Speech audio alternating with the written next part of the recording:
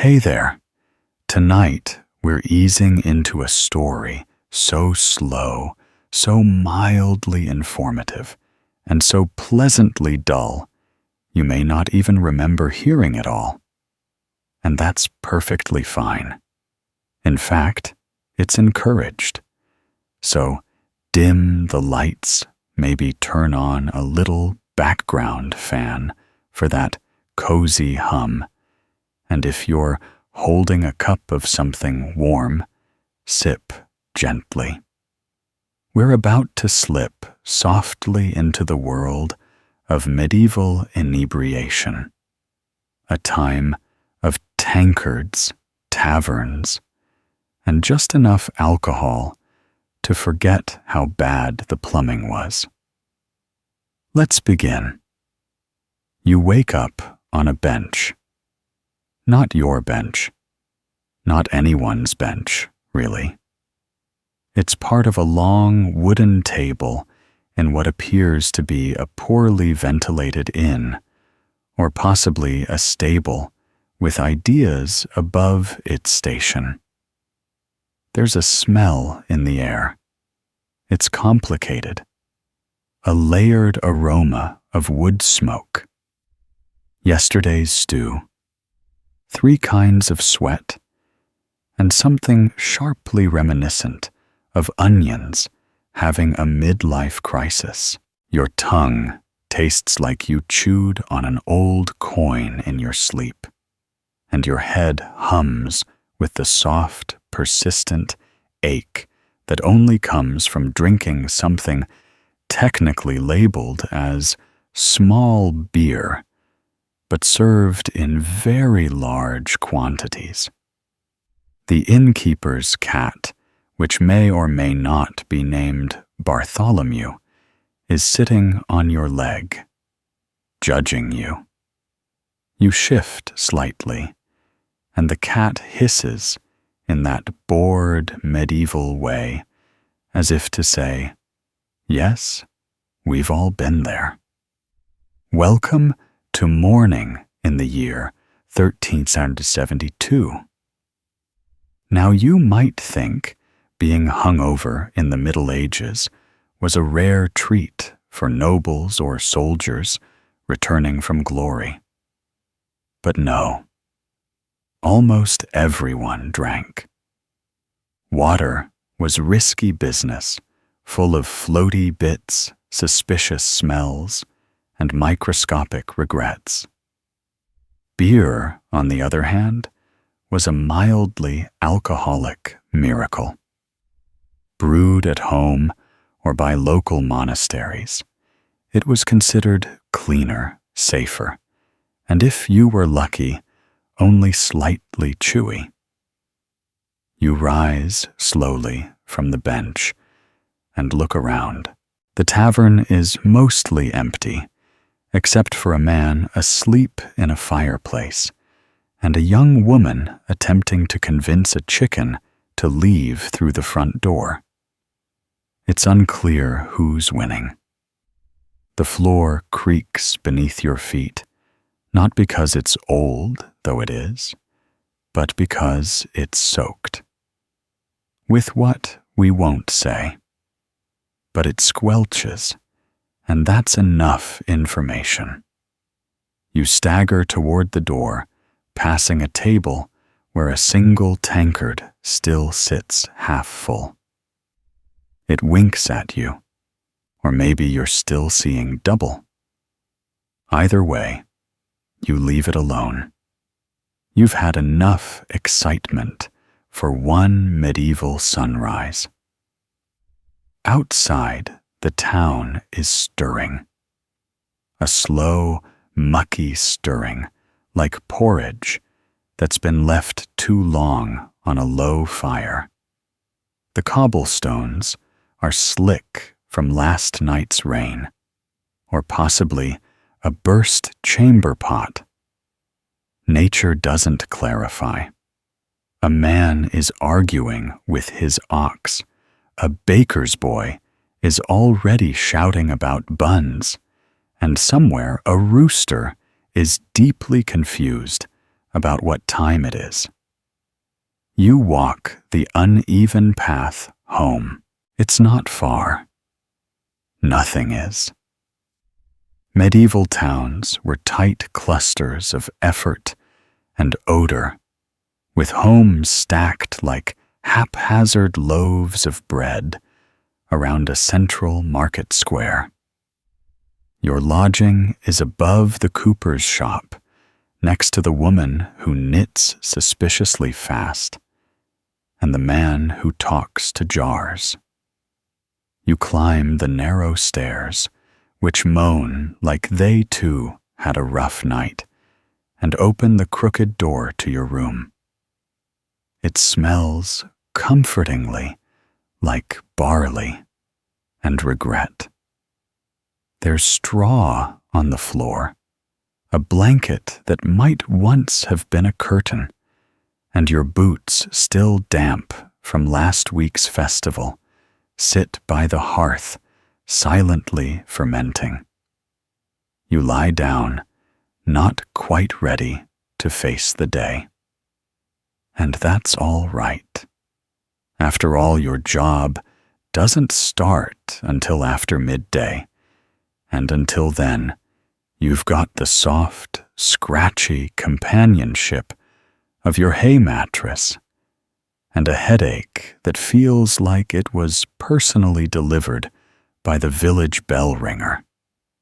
Before you drift off again, your mind wanders to last night. Bits and pieces surface like poorly whittled driftwood. There was a song, a very long song, mostly about ale and trousers. There was a toast to someone's goat, and there was perhaps a spirited debate about who had the roundest turnips this side of the river. You don't remember who won, or if the debate had a winner. In medieval times, winning wasn't the point.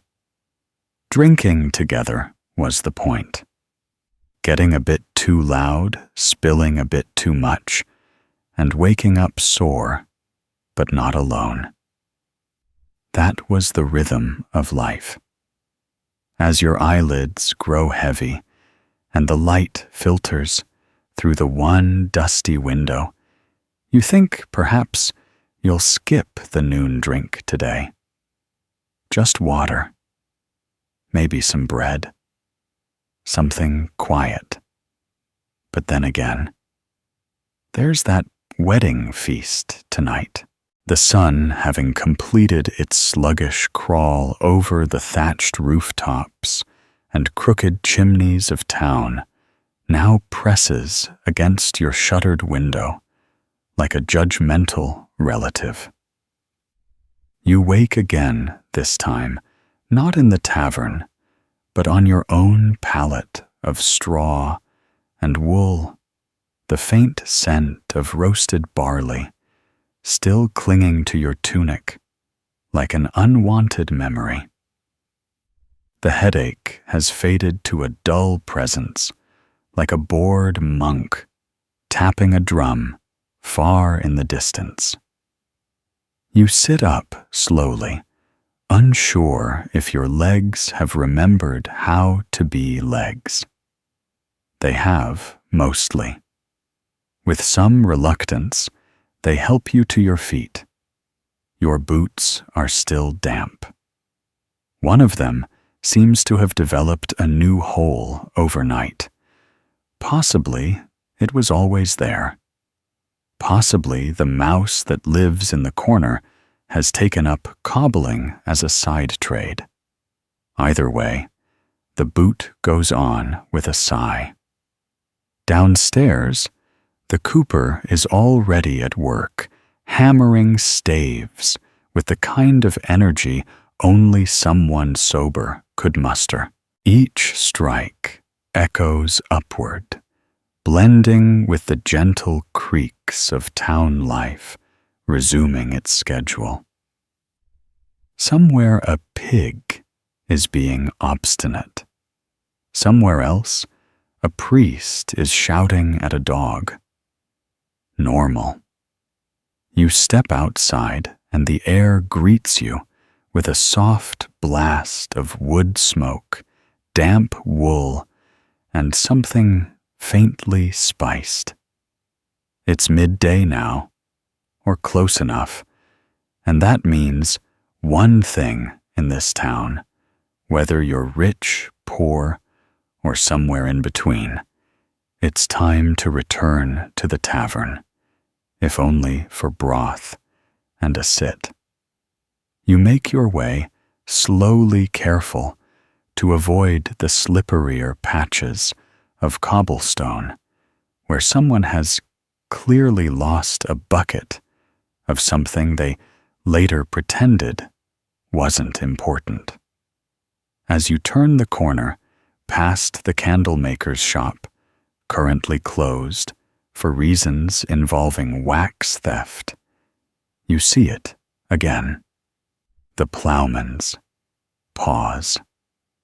The tavern you woke up in earlier.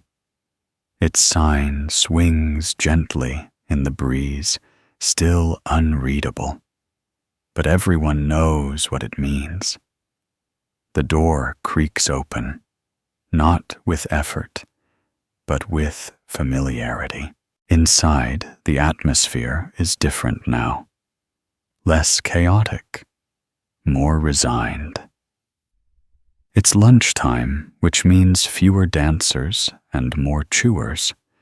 A low hum of conversation fills the smoky air. No one sings. No one argues. At least not loudly. The tavern keeper, a tall man with one eyebrow and 3 aprons, nods at you in recognition and mild pity. You nod back with equal parts shame and hunger. You take your usual spot, a stool near the hearth, far enough from the door to be warm close enough to the window to claim you're watching the weather if someone tries to talk politics. The hearth crackles lazily. On the table in front of you, someone has scratched a crude picture of a duck wearing a crown. You trace it with a finger. No one knows who drew it, but no one wants it gone either. It's part of the charm now.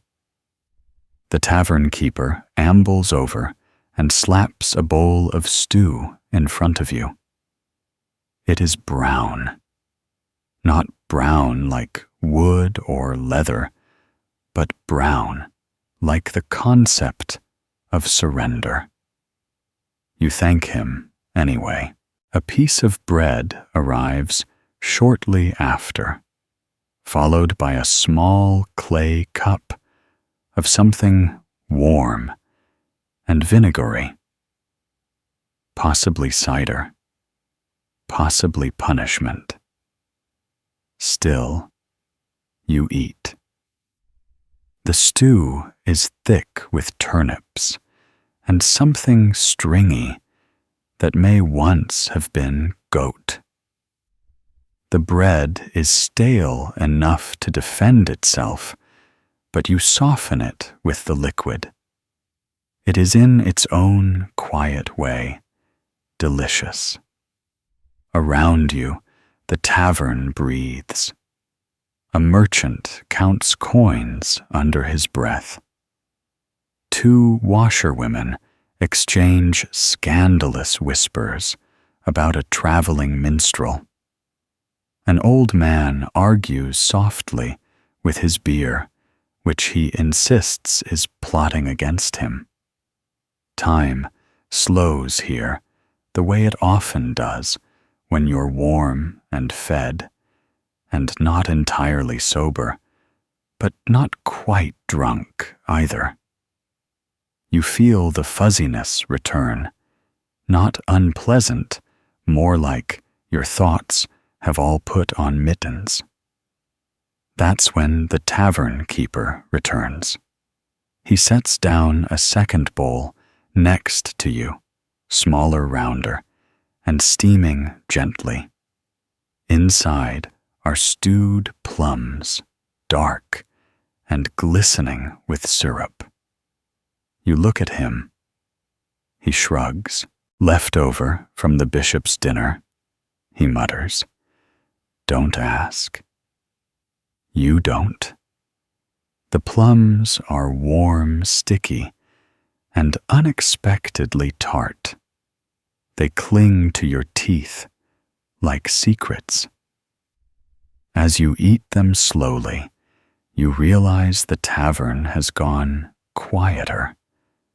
Not silent, but softer. More eyes on you than before. You glance around. The merchant has stopped counting. The washerwomen are watching. Even the beer-arguing man has paused mid-rant. You glance back at the plums. They sit in your bowl, innocent and vaguely menacing. You take another bite. The tavern keeper is no longer behind the bar. You didn't see him leave.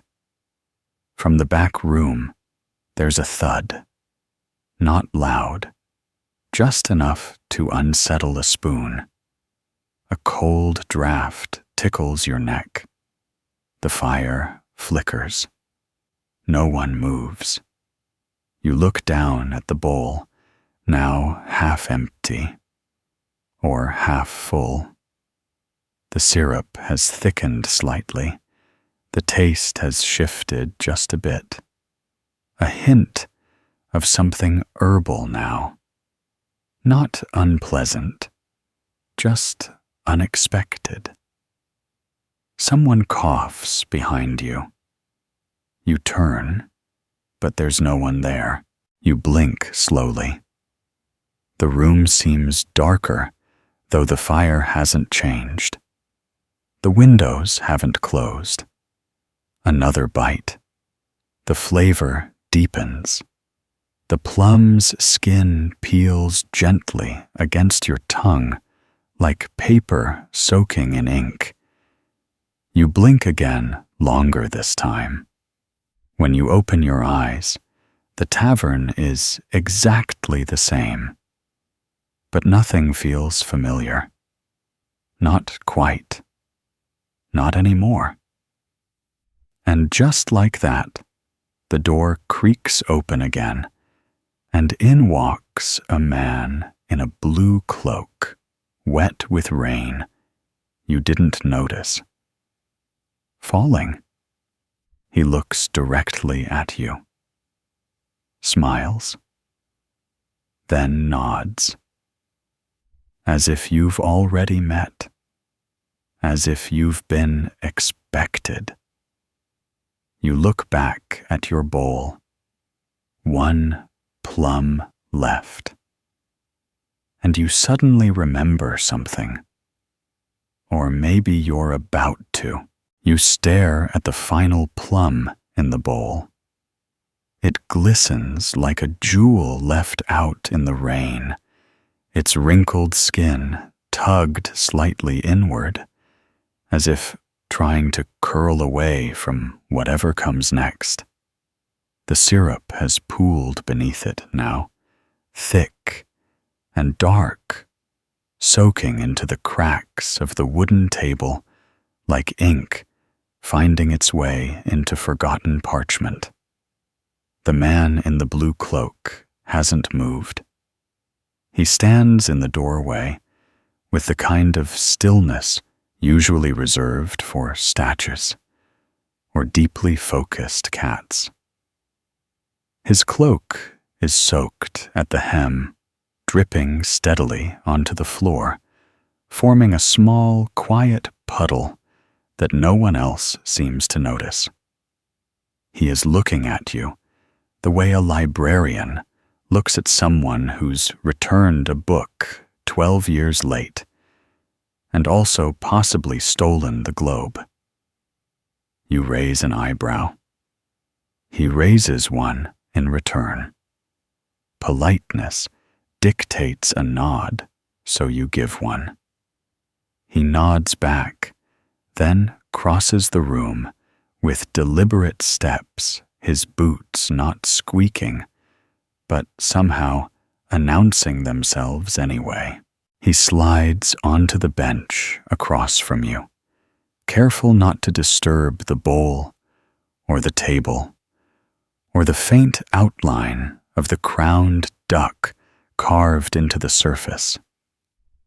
Up close, he smells faintly of mint and wet wool, with a hint of travel, something like dust from places with unfamiliar roofs. He doesn't speak. He places a folded cloth on the table. It's not a napkin, not exactly, but it's napkin-shaped and bears the kind of embroidery that suggests either a noblewoman's touch or someone who has opinions about stitchwork and too much free time. The cloth is tied at the corners into a pouch. You look at it, then at him. He blinks once, slow and patient. You wait. The plum sits quietly between you. He finally clears his throat, a sound like a dry violin string being plucked once. You don't remember yet. He says not a question, but an observation delivered with the precision of a man who's made peace with being half ignored. You open your mouth, then close it again.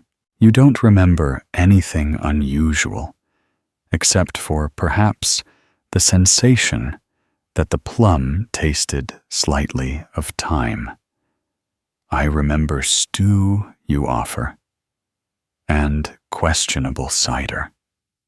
He exhales softly, possibly a laugh, possibly a sigh. It's always the plums, he says, not quite to you. They never suspect the plums.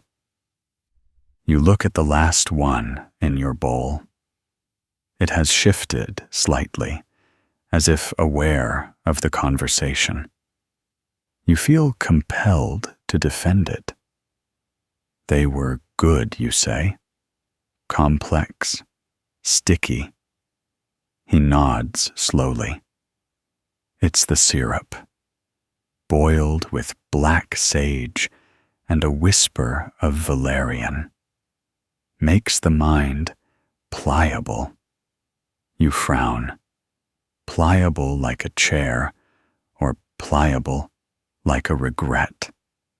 He tilts his head, considering.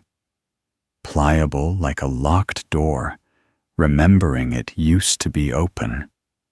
You consider the plum again. You no longer want it, but leaving it feels like abandoning a pet you only just learned could talk. He slides the pouch closer. You eye it warily.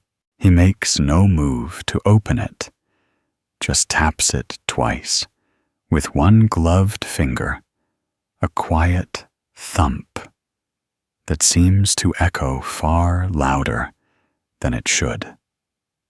You glance around the tavern. The washerwomen are gone, the merchant too. Even the man arguing with his beer has disappeared.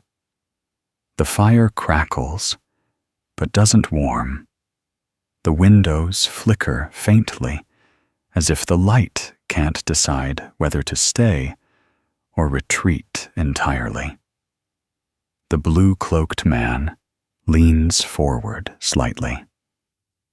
What do you remember about last Lammas? You blink. Lammas. The harvest feast. He nods. Do you remember singing? You shake your head. Do you remember the goat? You pause. There had been a goat. It wore a ribbon. Someone tried to crown it king. You'd toasted it. Twice. He watches you. And after the goat, after the dancing, you search your mind and find syrup, thick and slow and humming gently. I think I slept, you say. Most people did, he replies. But not everyone woke up in the same place. You narrow your eyes. Is this about that time I woke up in the Thatcher's cart? He chuckles dryly. No. That was just ale and optimism. This is older. He unties the pouch slowly and reveals its contents. Inside, 3 dried plums, a coin with a hole through the center, and a folded scrap of parchment sealed with wax. The wax bears the faint imprint of a duck in a crown. You stare at it. He watches you. Do you know what this is? He asks softly. You shake your head. He pushes it closer. The parchment whispers against the wood like secrets being passed in church. Open it, he says. Your fingers hover above the seal. The wax is cracked slightly, as if it's been broken and reformed more than once. You hesitate, then press gently. The wax gives with a soft snap. You unfold the parchment. The writing inside is familiar. Your writing. Only you don't remember writing it. The words are crooked, rushed, written in a hand that might have belonged to you after 4 tankards and a strong breeze. It reads, "Don't eat the last plum." You blink. The man in the blue cloak leans back. The room grows colder. The final plum still sits in your bowl untouched. You look at it, then at the parchment, then at the man. He nods once. They always forget, he murmurs. And then the tavern door creaks open again. This time, the air smells of lavender and ash. And someone you haven't seen in years steps inside. You stare not at the parchment anymore, nor the plum, nor even the blue-cloaked man, who now watches the open door with the tension of a bowstring that has forgotten how to rest. You stare at her. The woman who just stepped through the doorway smells unmistakably of lavender and ash, as if she's walked through a burning field of wildflowers and decided not to mention it. She does not carry herself like someone who's unsure of her presence.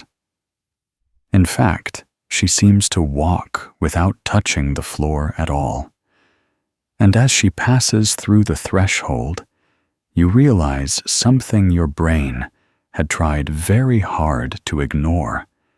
She has no shadow.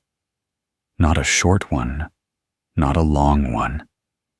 Not even the faint kind that clings around feet like nervous fog. She simply enters, wrapped in a shawl, the color of dusk, and every eye in the tavern, or what few eyes remain, turns toward her, and then away, as if glimpsing her too long is a breach of something older than manners. She walks slowly, deliberately, but not theatrically. There's no flourish, no dramatic pause, just the quiet certainty of someone who always arrives when she intends to, and not a moment before. The man in the blue cloak nods toward her, without looking at you. "It's earlier than expected," he mutters. "You mean you begin," but he raises a hand not to silence you, but in the vague, weary way of someone who has explained this before and is tired of doing so again. "She's here for the same reason I am," he says, "which is, you ask, to see if you've eaten the last plum." You glance again at the bowl. The final plum sits there, increasingly smug in its syrupy little puddle, as if aware it's developed a cult following. "I haven't," you say. "I mean, yet." The woman is closer now. Her eyes are a gray so pale they border on silver, like frost on stone. Or the brief color the sky turns before a thunderstorm considers canceling its plans. She places a hand on the back of the bench across from you, not on the man's side, yours. Her fingers are long, not elegant, but efficient, the kind of hands that have held both candles and secrets. She doesn't sit. She looks at the table, at the plums, at you. "May I?" she asks, voice dry as vellum, but warmer than expected. You shrug. "I don't technically own the table," you say, "or the plums." She smiles, not in the way people smile, to be polite, or to disarm, or to sell you a loaf of bread that's mostly sawdust. It's a different smile. It feels like someone remembering the lyrics to a song they were sure they'd forgotten. She does not reach for the plums. Instead, she picks up the coin from the pouch, the one with the hole in the center, and holds it up to the firelight. It casts a ring-shaped shadow on the table, faint, but visible. Unlike her, she examines it, then tosses it once into the air. It doesn't spin like a normal coin. It turns once and simply stops floating for the briefest moment, then lands on the parchment, perfectly centered. "You were supposed to forget," she says. "But not this much. I feel like I'm being blamed for something my stomach didn't do." You reply, gesturing at the untouched plum. "That's precisely the problem," the man in the blue cloak murmurs. "It hasn't done it yet." The woman taps the coin once. It hums. Or perhaps that's your imagination. Your tongue still tastes faintly of plum and time and secrets. What happens if I do eat it, you ask. Depends, the woman replies, on what you remember by the time you do. And if I don't, then someone else will. She says it simply, like she's describing the weather, or a cart schedule, or the process by which dust becomes furniture. You frown. So I'm a placeholder for a PLUM prophecy. The blue-cloaked man sighs. It's not a prophecy, he says. It's a loop. You started it. Now we see if you finish it or break it. I'm very bad at finishing things, you admit. I still haven't returned a pan to my neighbor from last harvest. The pan is part of it, the woman says. What? Never mind. She sits now slowly, deliberately, the way one might sit when they're sure the chair won't collapse, but still aware chairs are treacherous things. She folds her hands on the table. Do you remember the song, she asks? You blink. There were a lot of songs, you say. Some involving goats. Not the goat song, she says. The other one. And suddenly you do. Or almost do. A few notes not quite musical, more like a chant half buried in fog, rise in your memory, like mist clinging to a pond. You hum softly. The man in the cloak goes still. The woman closes her eyes. When you stop, the plum wobbles gently in the bowl. Not from the table moving, from something else. That's the one, she whispers. Where did I hear it, you ask? The man in the cloak looks at the fire. You taught it, he says. To whom? To us. The woman opens her eyes. You made us remember. You lean back slightly. That seems unwise. It was, the man agrees, but necessary. And now we find out if you're still the same person who did it, she says, or just someone with a good memory and a reckless tongue. She reaches for the last plum. You flinch, but she doesn't take it. She just slides the bowl slightly so it sits between the three of you. You're not going to eat it, you ask. It's not mine to eat, she replies. But you said someone else might.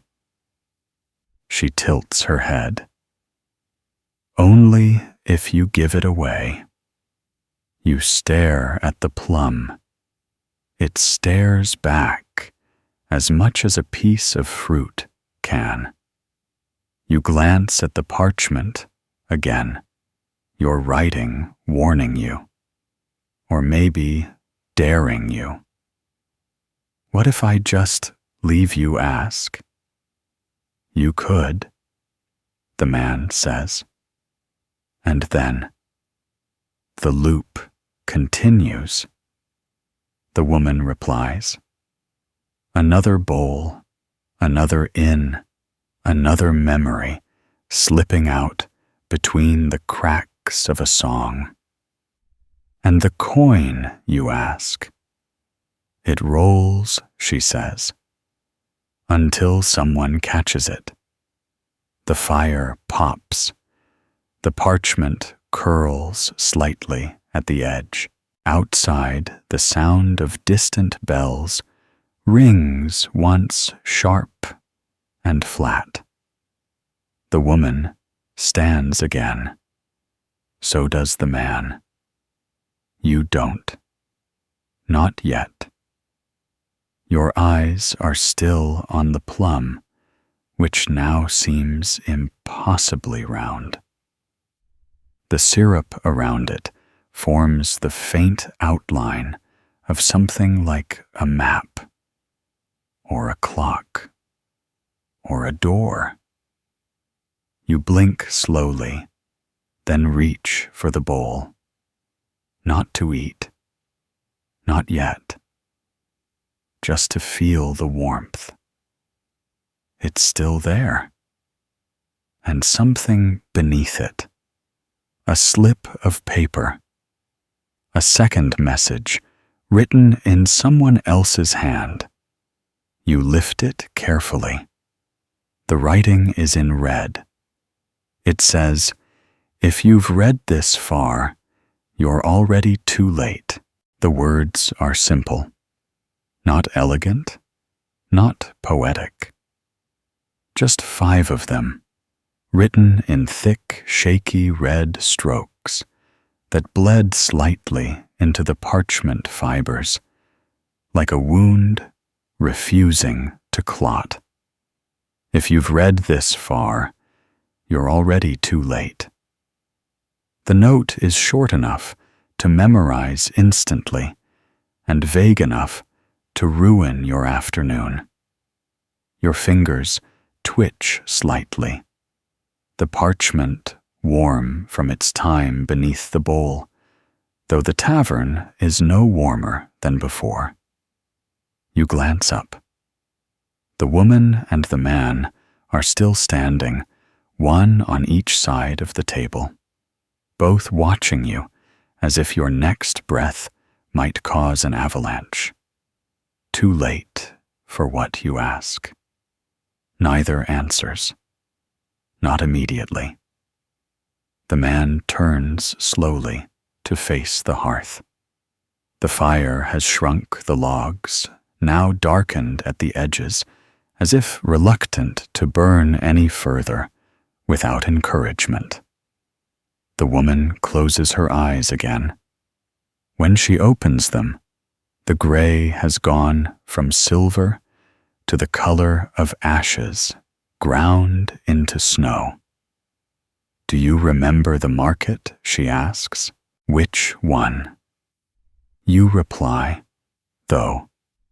A shape has already begun to form in your mind.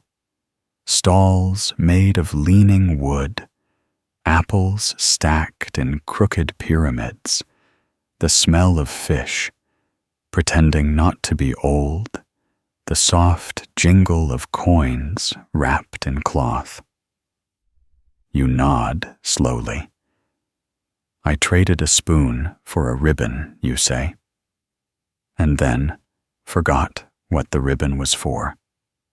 "You didn't forget," the man says, still facing the fire. "It was taken."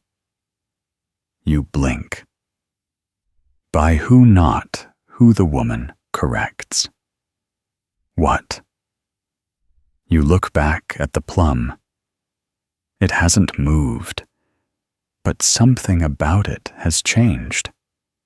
It no longer looks ripe, exactly. It looks patient. The syrup has drawn back from the edges of the bowl, exposing small lines on the wood, beneath scratches, perhaps, or writing. You tilt your head. They form a pattern. Not letters, but runes, maybe, or reminders. This is all because I didn't eat it, you ask. The man lets out a dry chuckle. This is all because you almost did, he replies. The choice makes the circle, the woman adds, the moment of maybe. That's the crack they slip through. They, you ask. The not whose. The woman doesn't smile, but she does lower her gaze to the bowl again. They wait at thresholds, she says. Moments between one thing and another. A door half shut. A truth half remembered. A plum nearly eaten.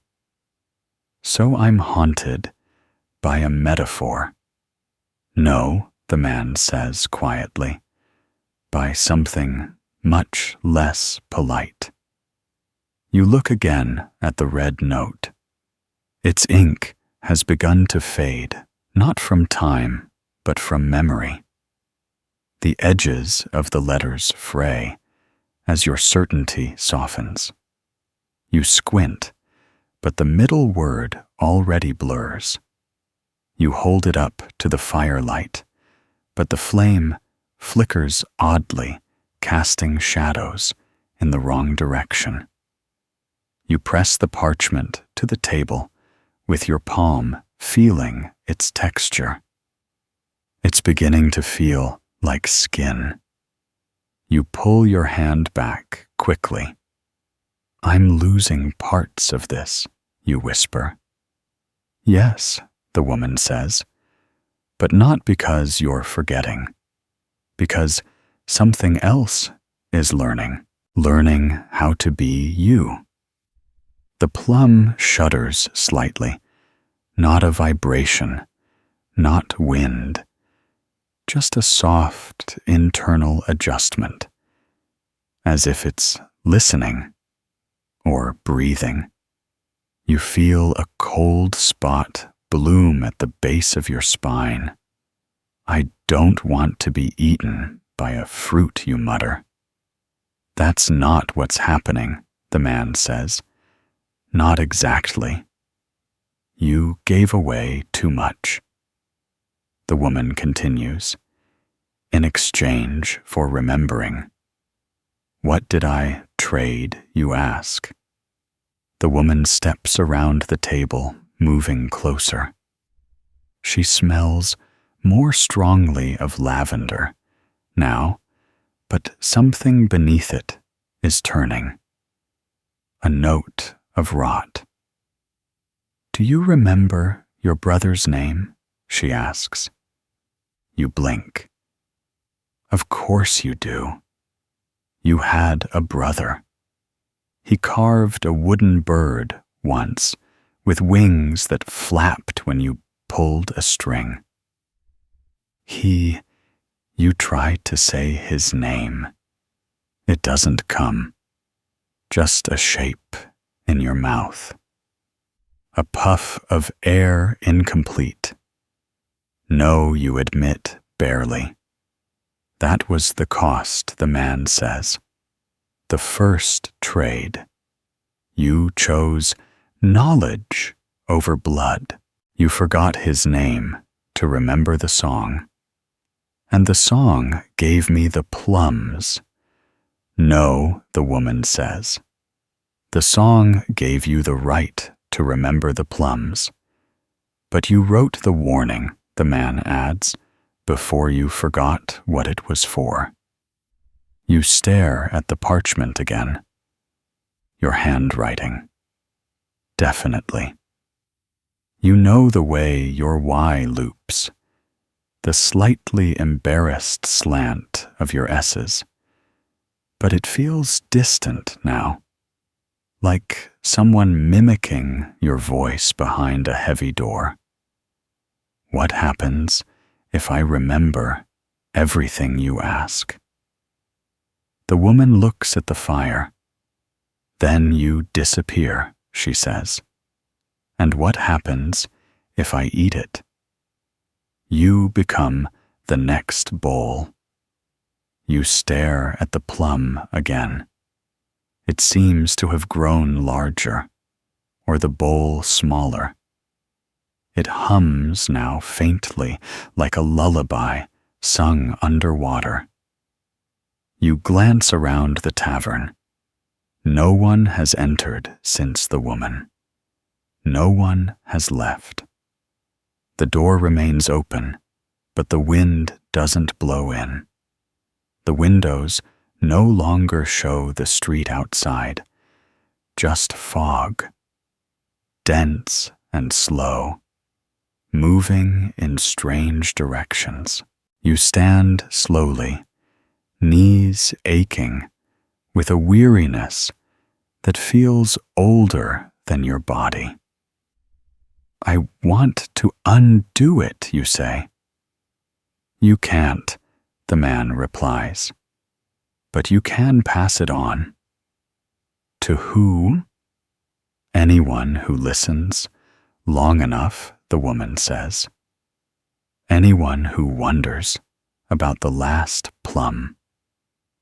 You shake your head. That's cruel.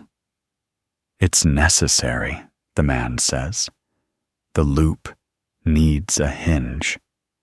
And if no one listens, you ask.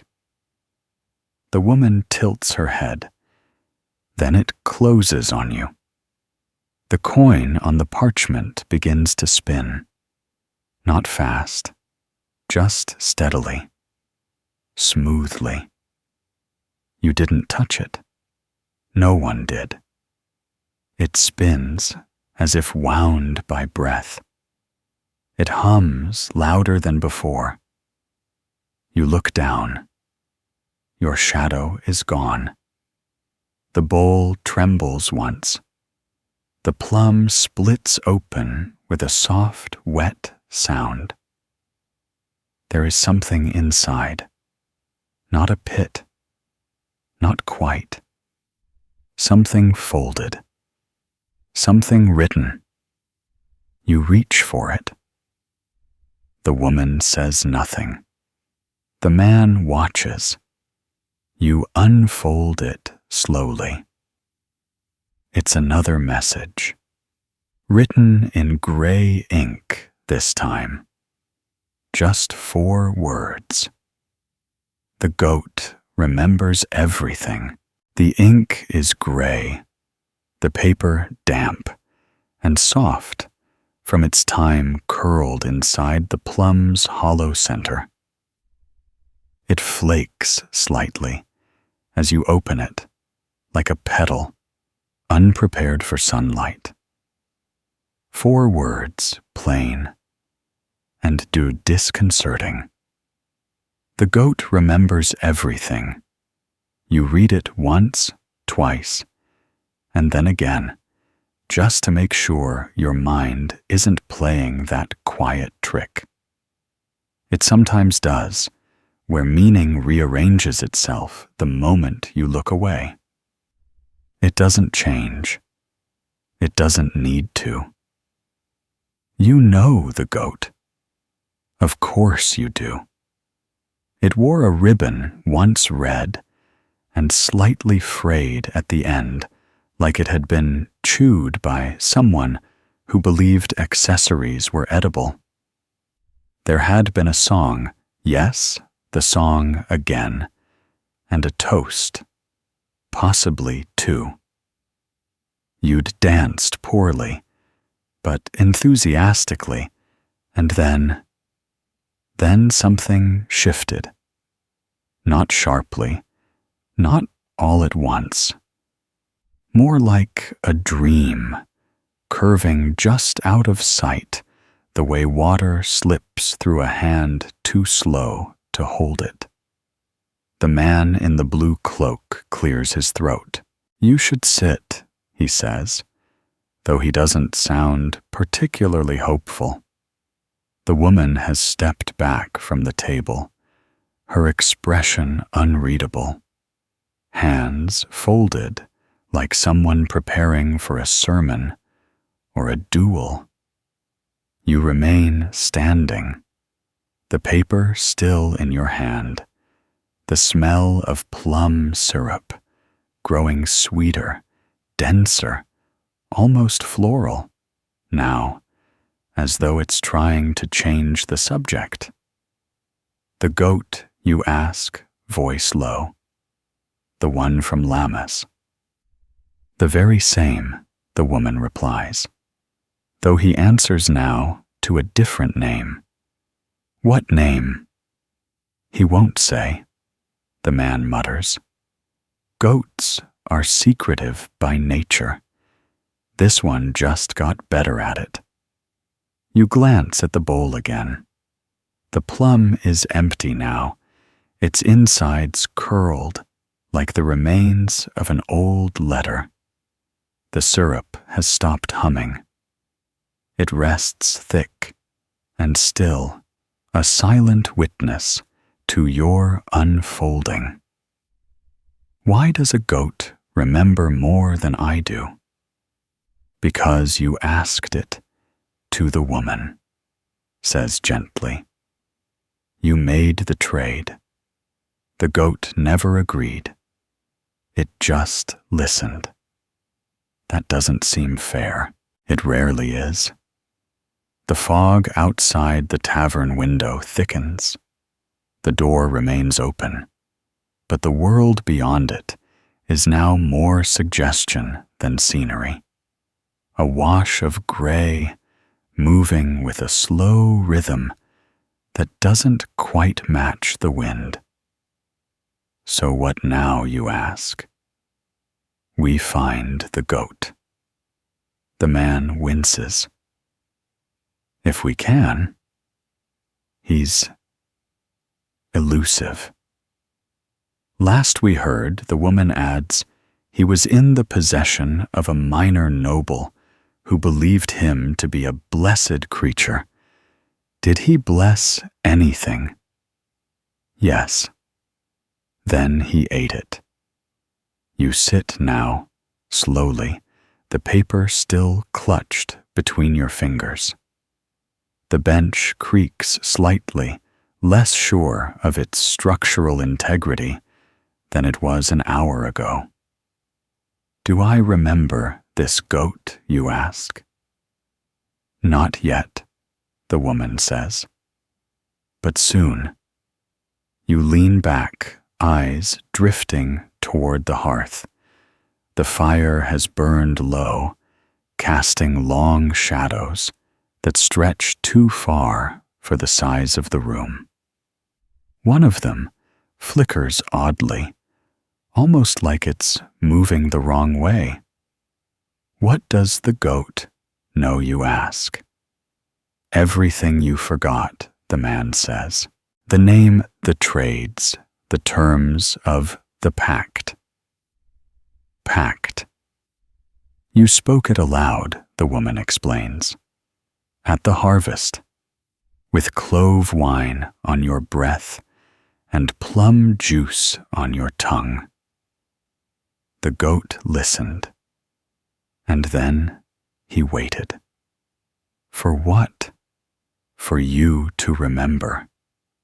The fog outside begins to press against the windows, not violently, but insistently, like someone leaning gently against glass, just to see if it gives. And when I remember, you ask. Then he comes, the woman says. He always does. A silence settles over the room. The kind of silence that feels like it's holding its breath. You shift on the bench. The note has begun to curl in your hand, the ink darkening, thickening the letters, seeming to stretch slightly, as if they'd prefer to rearrange themselves into something even less reassuring. You look at the bowl. The syrup is gone, not faded, not soaked in. Gone.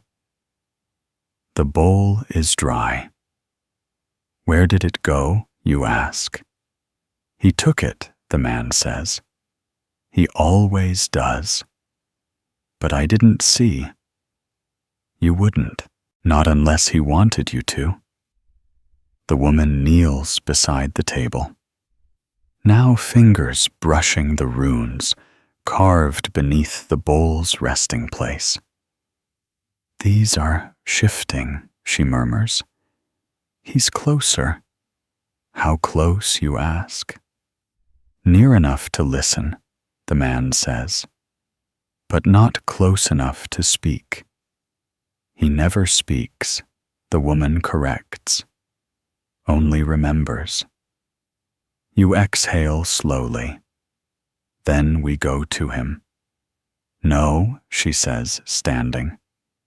"He comes to you. When he's ready. When the song ends." What song, you ask, though you already know? You can feel it just beneath your breath, a tune forming in the hollow space behind your thoughts. Notes strung together, like the beads on an old rosary, clinking faintly with meaning you haven't yet earned.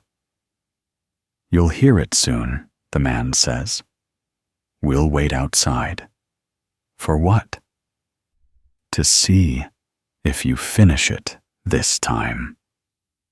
They turn without further explanation, both moving toward the door in slow unison, as if choreographed by some invisible rhythm only they can hear. You watch them go, their outlines swallowed by fog, their footsteps leaving no sound, no trace. You are alone now, almost. The fire whispers. The bench groans faintly as you lean forward. On the table in the bowl that should be empty, a single goat hair curls, long, coarse, and white. You reach for it with trembling fingers. It's still warm.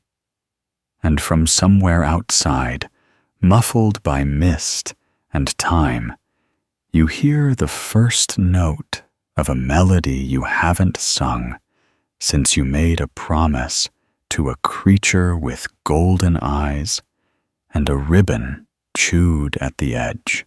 It starts as a single sound, not loud or sharp, but unmistakable in its intent. A low curling tone that wobbles slightly at the edge like a string plucked by wind or memory, or something older than both. It hums through the floorboards, through your feet, up your spine, and into the small, unoccupied chamber behind your eyes, where dreams wait for instructions. The goat hair is still in your hand, coarse and wiry, and not quite white anymore. In the light, or what passes for light here, with the fog pressing like cotton soaked in ink, it flickers faintly. Gold, then gray, then something like the sheen on a beetle's shell. Shifting colors you don't have names for. You place it carefully on the table, unsure whether it should be displayed or hidden, unsure whether you're honoring it or being examined by it. The tune continues. A second note joins the first, and it becomes clear that this is not music meant for joy or sorrow or dancing. It is music meant for remembering, which is dangerous because you're starting to. You remember the cart with the wheel that leaned like it was drunk on its own axle. You remember the wheat field turned trampled dance floor. You remember the goat standing on a barrel with the kind of grace that made people nervous, the red ribbon tied around its neck, fluttering like a flag that meant something different to each person who saw it. And you remember the words, not all of them, not yet, but enough to make your mouth dry. You'd spoken them while holding a plum. That part is clear now. You'd stood on a table, plum juice dripping down your fingers, and spoken into the air as if expecting someone to write it all down. But no one wrote.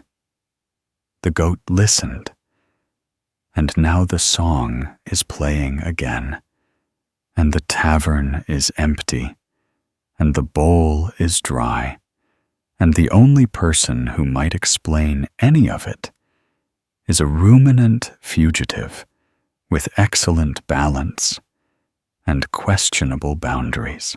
You rise slowly, each joint protesting like it hasn't been used in months.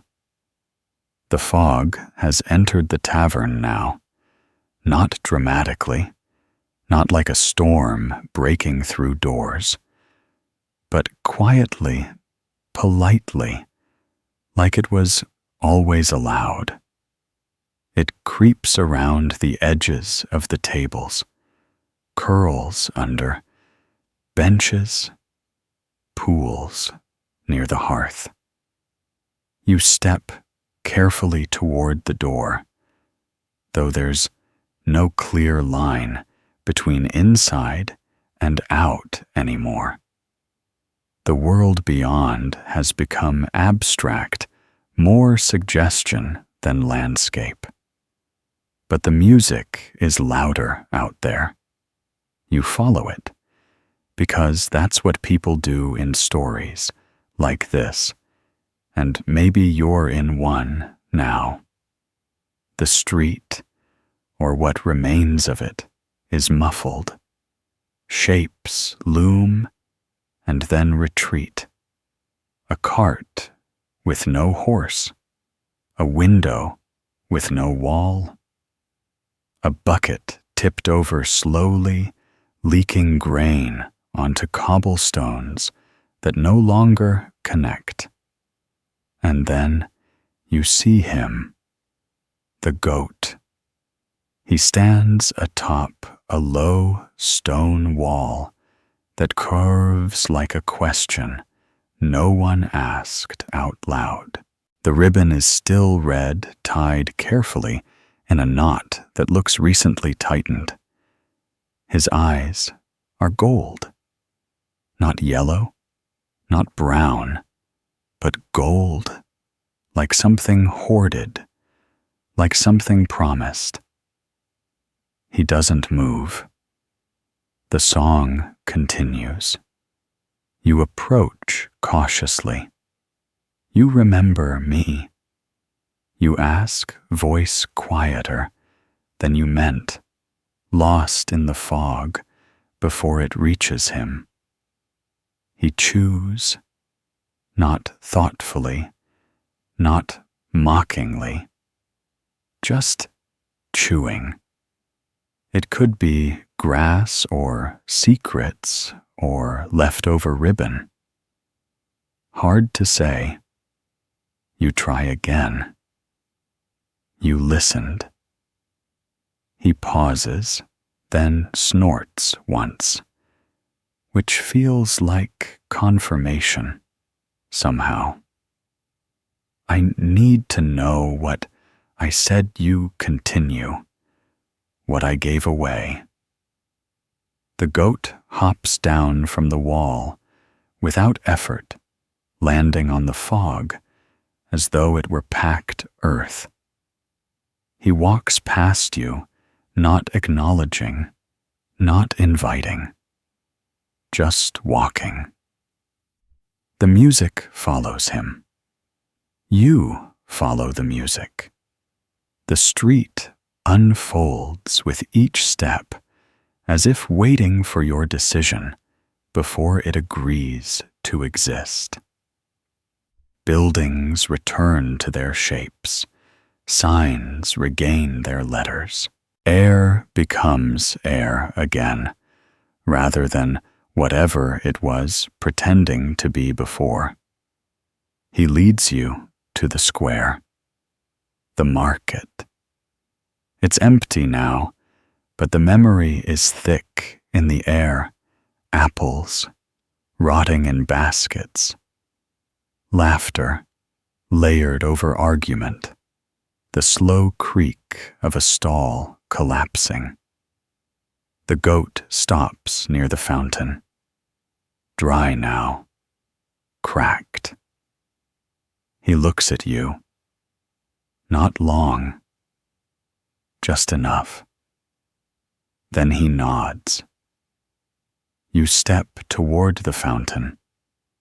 The basin is shallow, its stone stained with something darker than moss. You peer into it and see nothing, then everything. You see yourself, ribbon in hand, standing beside the goat who is wearing a wreath of marigolds and not resisting it. You are singing, or chanting, or praying. The crowd is watching. Not everyone, but enough. You hold up a plum, then eat it in one bite, pits and all. You grimace, then smile, then speak. The words are lost to your ears, but not to the air. The goat's ears flick. The fountain ripples. The memory ends. You step back, breath shallow. The goat is behind you now. Closer. He doesn't speak, but he remembers. You understand. I asked to forget, you whisper. He nods. And in return, I carried it, you add. Another nod. But it's leaking now. The goat's eyes don't change, but something behind them does. Like a door creaking open, just enough to let one thought through. You kneel, then take it back, you say. I don't want to remember. The goat lowers his head, touches your brow with his. It is not warm, not cold. It is the exact temperature of choice. And the song stops. The moment the goat's brow touches yours, everything in the square halts, not freezes, exactly. Not like the stories where time turns to ice, but more like a theater where every actor forgets their line at the same time, and the stage holds its breath in collective anticipation. You feel a pressure behind your eyes, not pain, not even discomfort, just a presence as though something that had been quietly sitting in another room has decided to walk into yours without knocking. The goat does not move. Neither do you. Your knees are pressed against the worn stone at the fountain's base, damp with age, slick with something that might be memory or moss. The fog recedes slightly, not lifting, just leaning back enough to give you room, as if it too has questions and intends to watch this closely. Inside your mind, the song returns, but without sound. It's not being sung now. It's being unspooled, like a scroll inside your skull is being rolled slowly backward. You don't hear lyrics. You feel intentions. Promises made under moonlight. Truths you tried to shape into riddles, but couldn't make confusing enough to hide from yourself.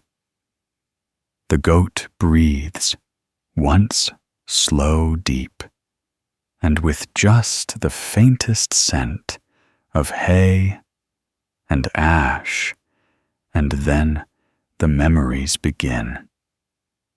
They don't arrive in order. First you see a forest, not familiar, but not strange either.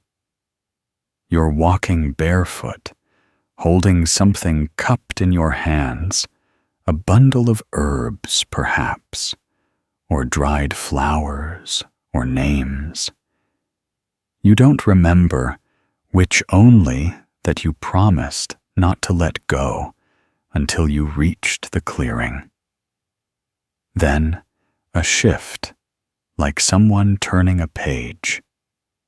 A different memory. You're seated at a table, not unlike the one in the ploughman's pause. But this one is cleaner, polished, with care and lemon oil. A woman sits across from you.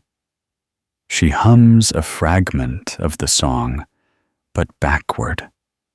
Her eyes are closed, and she's not humming for you.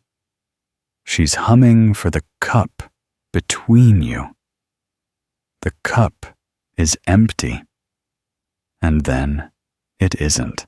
Another shift. The goat again. This time, smaller. Younger. Standing in the middle of a spiral, drawn in flower on the floor of a barn. You're there too. Older than you remember, being younger than you should be. You're holding the ribbon in one hand and a scale in the other. You say something. The words don't echo. They simply happen. The goat bleats once. Then you blink. The square is back. The goat steps away. The pressure in your head softens, diffuses, settles behind your ribs like a sigh that never finishes. You sit back on your heels. The fountain is dry, but you can hear water now, not flowing, but dripping, slow and steady, as if the stones are crying in their sleep. You took it, you whisper, not sure if you're accusing or thanking. The goat tilts his head. His ribbon, still red, now bears a faint golden thread woven through the center that wasn't there before. You recognize it.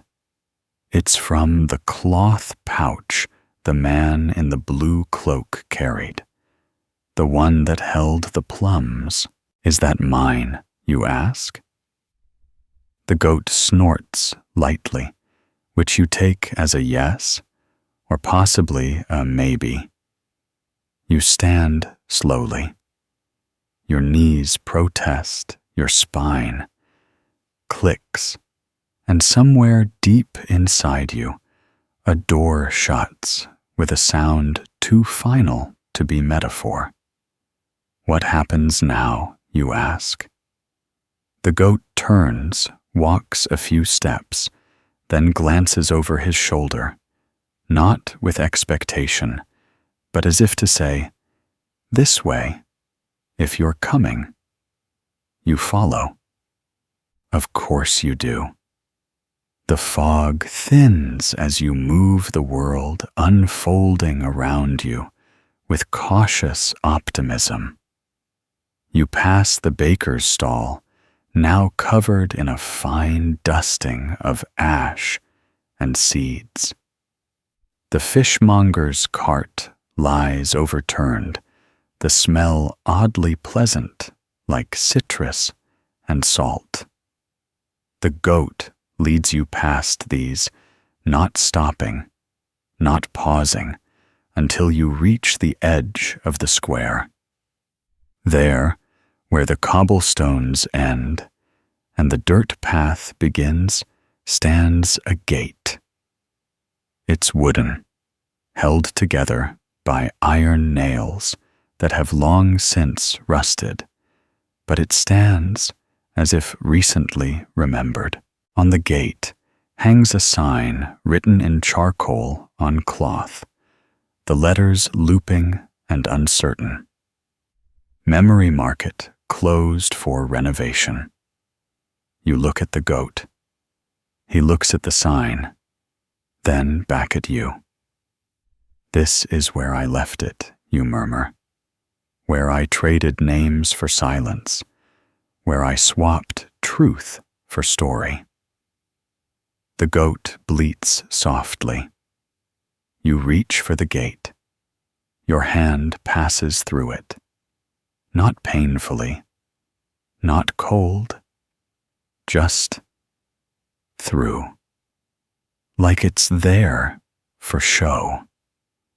Like it remembers being real, but no longer insists on the formality. You step forward. The goat does not follow. He remains at the edge, chewing idly on something you can't see, eyes half-lidded, as if this part doesn't concern him anymore. You turn back once, and he nods. Not goodbye, not good luck, just you're doing it again. Inside the gate, the path winds through low hedges made of paper. They rustle, faintly whispering names you almost recognize. The sky here is parchment-colored, the sun more suggestion than source. You walk, not quickly, not confidently, but with the slow rhythm of someone retracing the steps of a dream they didn't mean to wake from. At the path's end stands a stall. It's unmanned. On the counter sits a box, small square wrapped in cloth, identical to the napkin from the tavern. You lift it. It's heavier than it looks. There's a tag tied to the string with one word, handwritten in ink, that has begun to blur. Return. You hesitate. The goat is far behind you now. The fog has returned, the song silent. But somewhere deep in your chest, behind where the pressure used to be, a heartbeat answers. You untie the string. The cloth falls away. Inside the box is a single pit, dry, smooth, familiar. You pick it up, and behind it, tucked in the corner, a folded scrap of parchment. Your name is written on it, but not the one you remember, not the one you use, the one you gave away, the one the goat has been holding all this time. You begin to unfold it, but before you can read it, the ground shifts slightly beneath your feet, and a voice, low and calm and terribly close, whispers, "You've come too early this time." The voice comes from behind your left shoulder, which shouldn't be possible, because the only thing behind you is the path the paper hedges, and the faint outline of the gate you passed through moments ago, if time still behaves like moments here, which it might not. The whisper is soft, so soft it barely counts as sound, but it hits you like a gust of wind through a memory you didn't know had windows. You freeze, hand still holding the unfolded scrap of parchment, eyes locked on the name written there. It shimmers faintly, as if embarrassed to be seen too soon, and for a moment, just a moment, the letters blur at the edges, rearrange themselves in the subtlest of ways, then settle again into something almost, but not quite, familiar. It is your name. Yes, but not the one people shout across taverns or scrawl on IOUs. It's the name you gave away in a deal you barely remember making, the one tied not to who you are, but to why you were. You don't say it aloud. That would be impolite. Besides, the voice has just told you. You've come too early this time. You turn slowly, expecting to see the fog, or maybe the goat, after all, back from wherever goats go when they're not remembering things on your behalf. But the path behind you is no longer the same. The gate is gone. The hedges are taller, now, no longer made of paper, but of cloth and ash and thin strands of something that hums slightly when disturbed.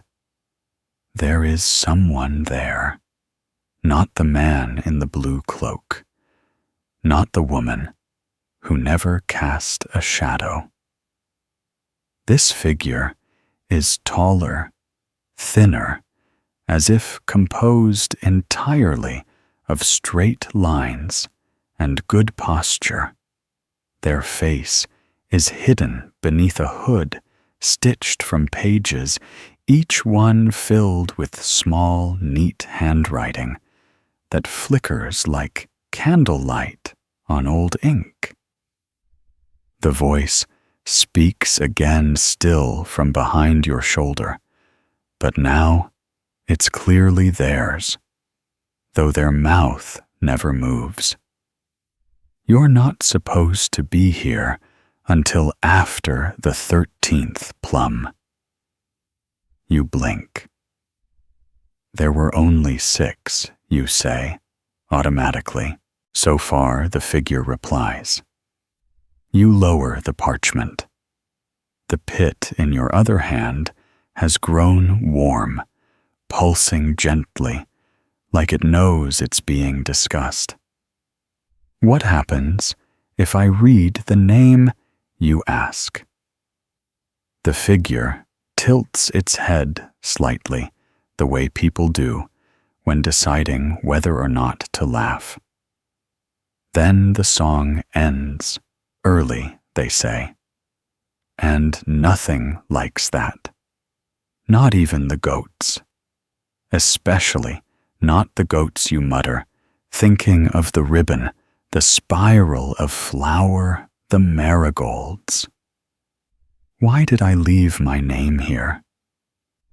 Because you were tired of holding it, the figure says, because it kept reminding you of things you weren't ready to remember. And now it wants to come back. They reply, still perfectly still, but you're early. The story isn't shaped right yet. If you take your name too soon, it won't fit.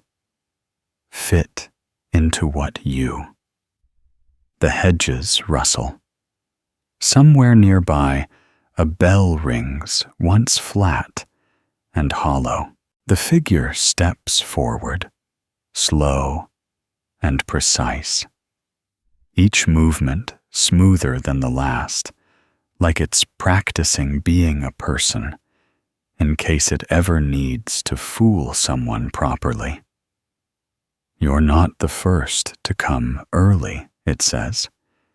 You won't be the last, but the choice is always yours. It gestures to the box. The parchment lies open, the name still flickering slightly, as if unsure of its own pronunciation. The pit rests beside it, heavy with silence. If I wait, you ask, will I remember more? The figure doesn't answer, not directly. It reaches into its robe and pulls out a small glass vial. Inside it is a single drop of something thick and red, suspended like syrup, trying to decide whether to be blood or ink. The figure places it gently beside the box. This is your delay, it says. Drink it, and the name returns to hiding. The pit stays quiet. You walk back through the hedge, and the goat forgets you again. And if I don't, then the name sticks, it says, and everything that was promised comes looking. You glance between the box and the vial.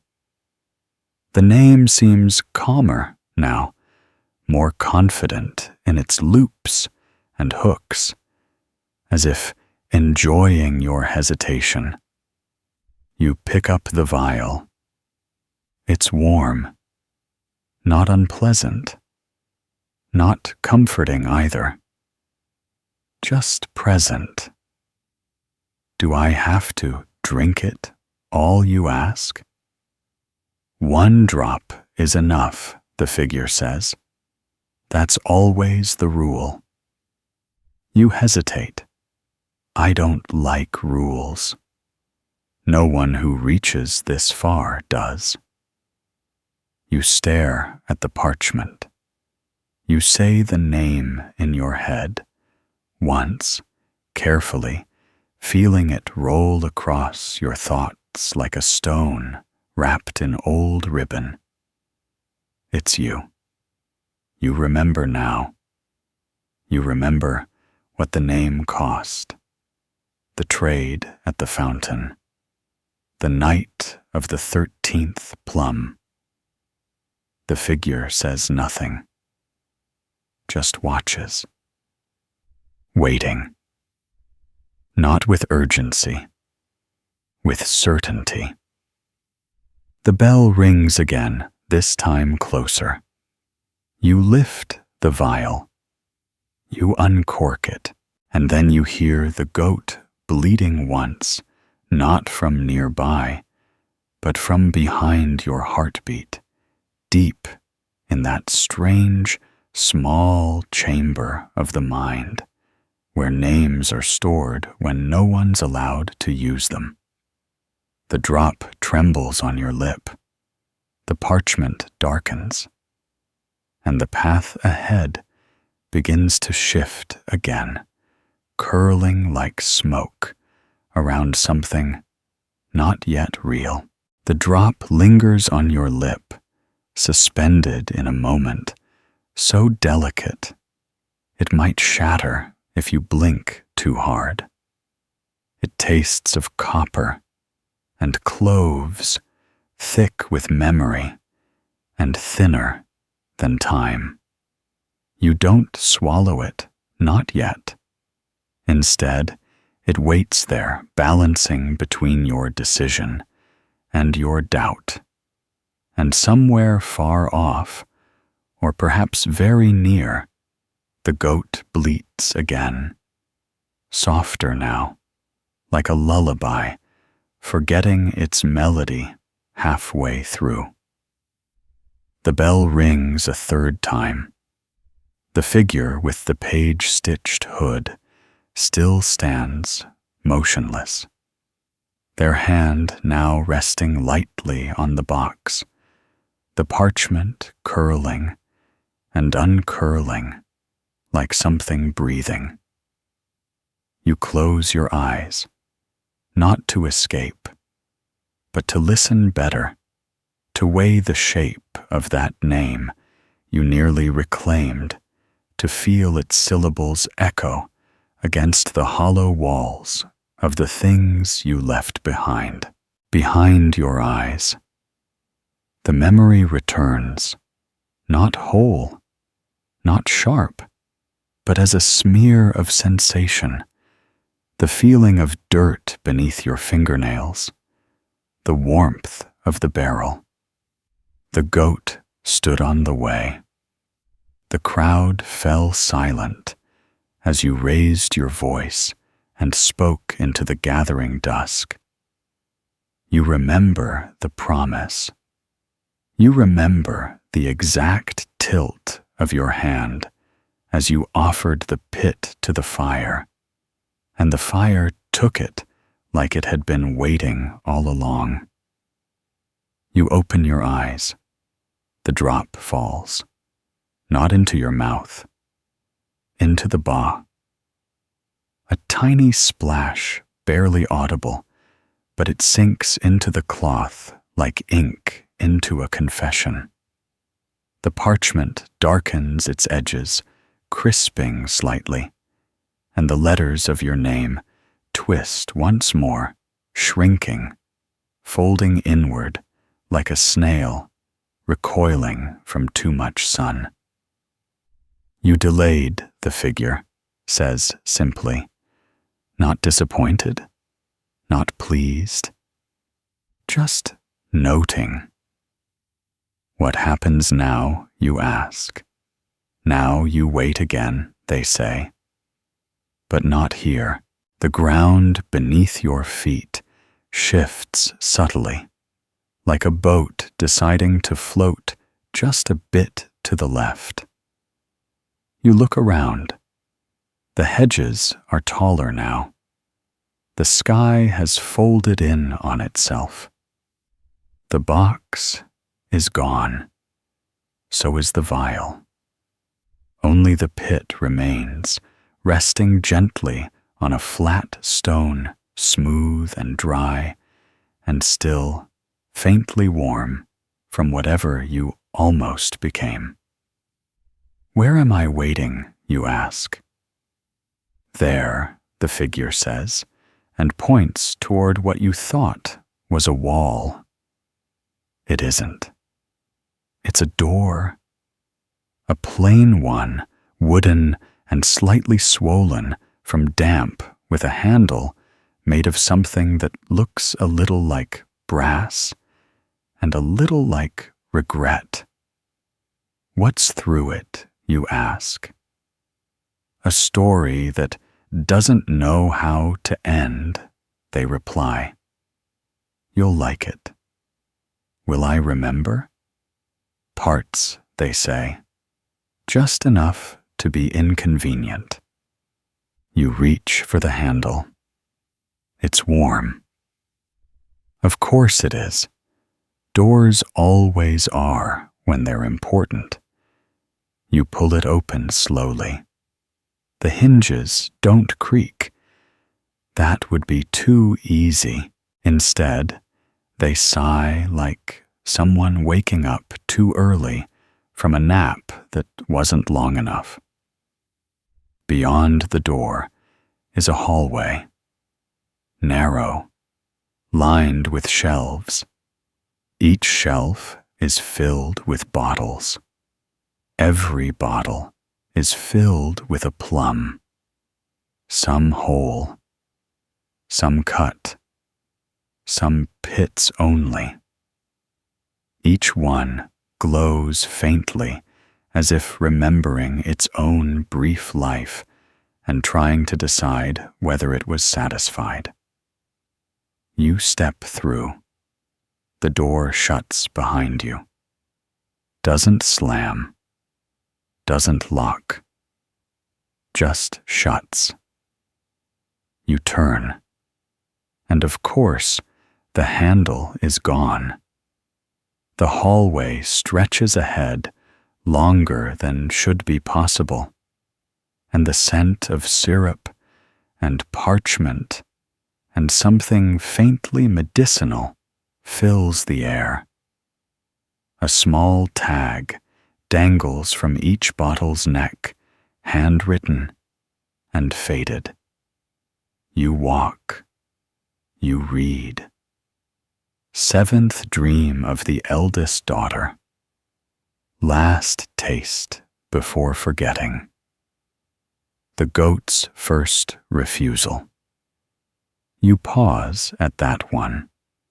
The bottle is a squat little jar, and the plum inside is shriveled, stubborn, still clinging to a sliver of green at its stem. You move on. The floor beneath your feet is wooden, but soft, like it was once moss, and hasn't entirely let go of the idea. The hallway curves slightly. The lights flicker.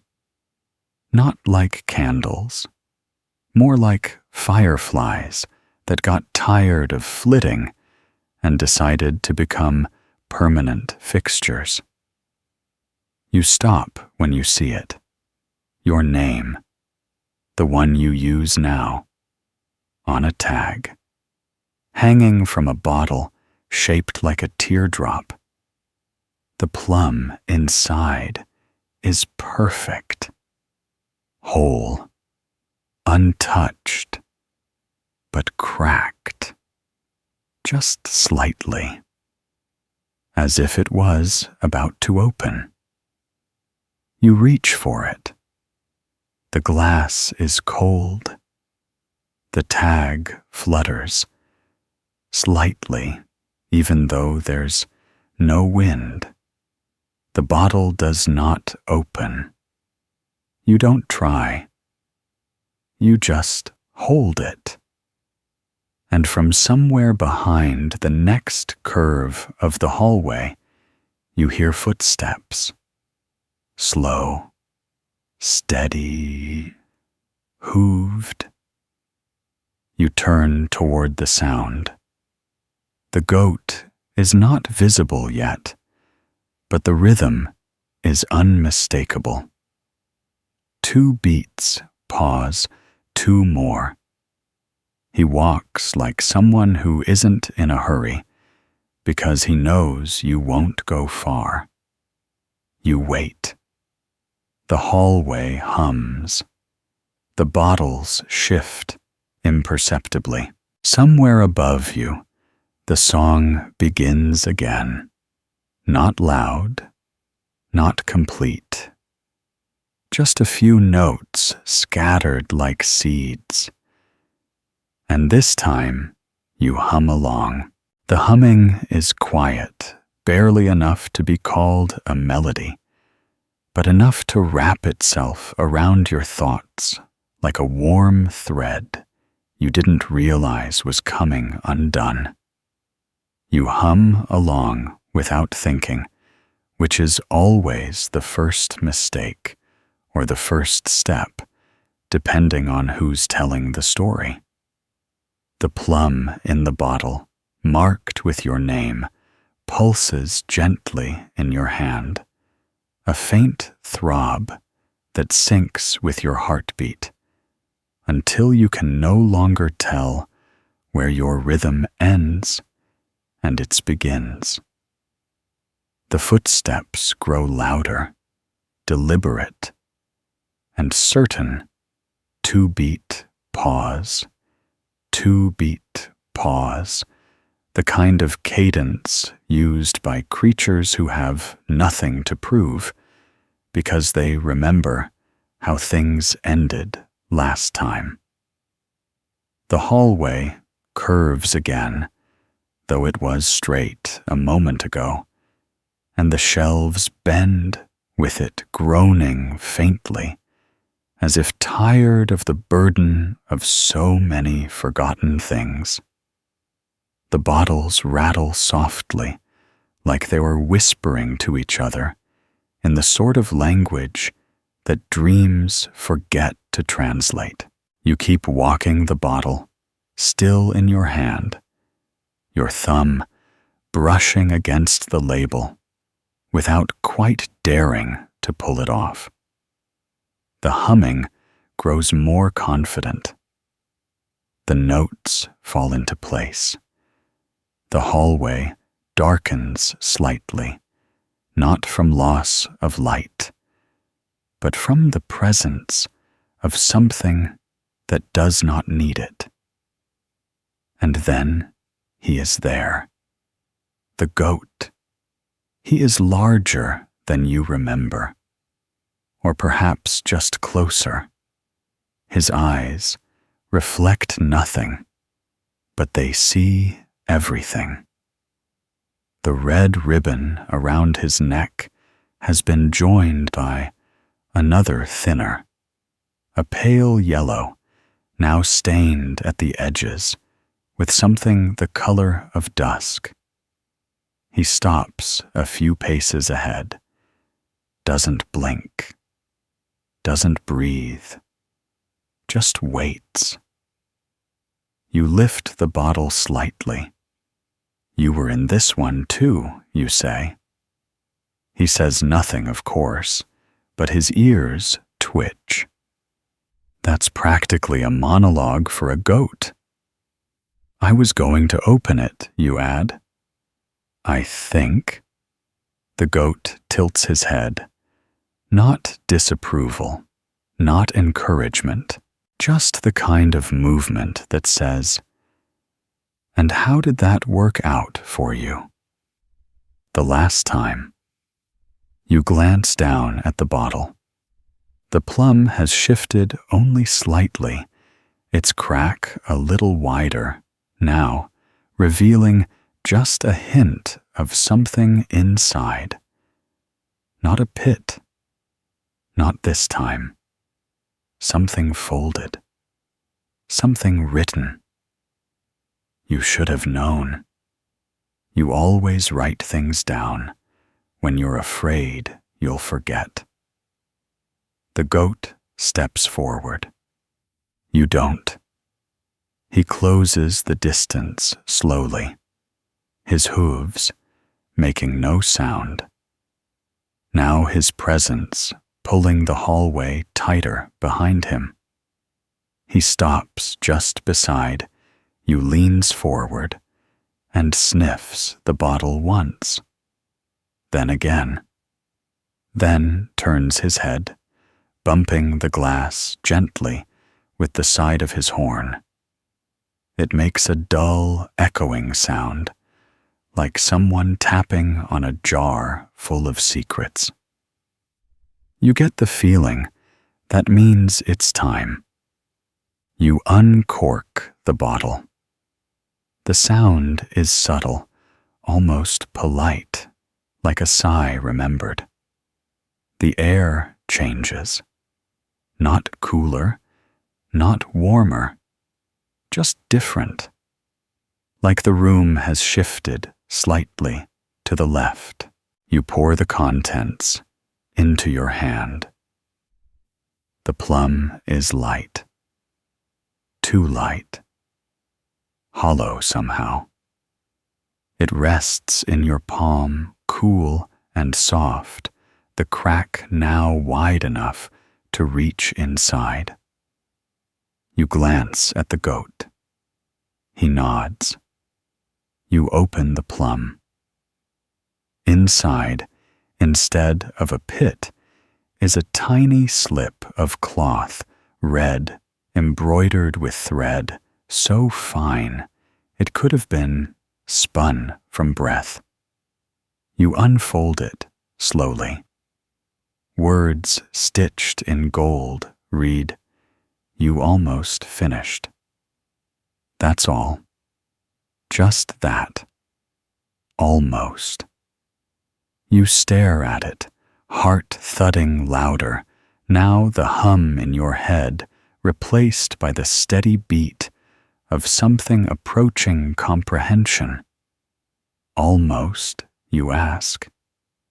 The goat exhales through his nose. That might be laughter. You look around. The hallway has changed again. The bottles are gone. Or maybe they were never there. You stand in a field now, wheat high and golden, the air thick with the scent of ripeness.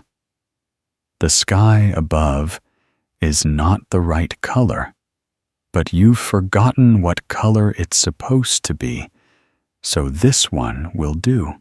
The goat steps beside you again, unbothered by the shift. Of course he is. He lives in the in-betweens. You walk. The field is soft beneath your feet. Somewhere ahead, you hear a voice. Singing. A child's voice or something close. High, pure, just slightly off-key in a way that makes the hair on your arms lift. You follow. The path appears as you take each step. Not before, not after. Just enough, just in time. The goat keeps pace. You don't speak. Not yet. Not while the singing continues. And it does. It does.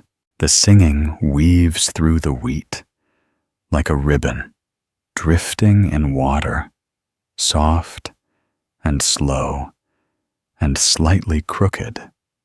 The kind of tune that sounds familiar, if you squint your ears and forget who taught it to you in the first place. Each note bends a little too far left or right, never quite hitting its mark, but the melody persists as if it's trying to remember itself out loud.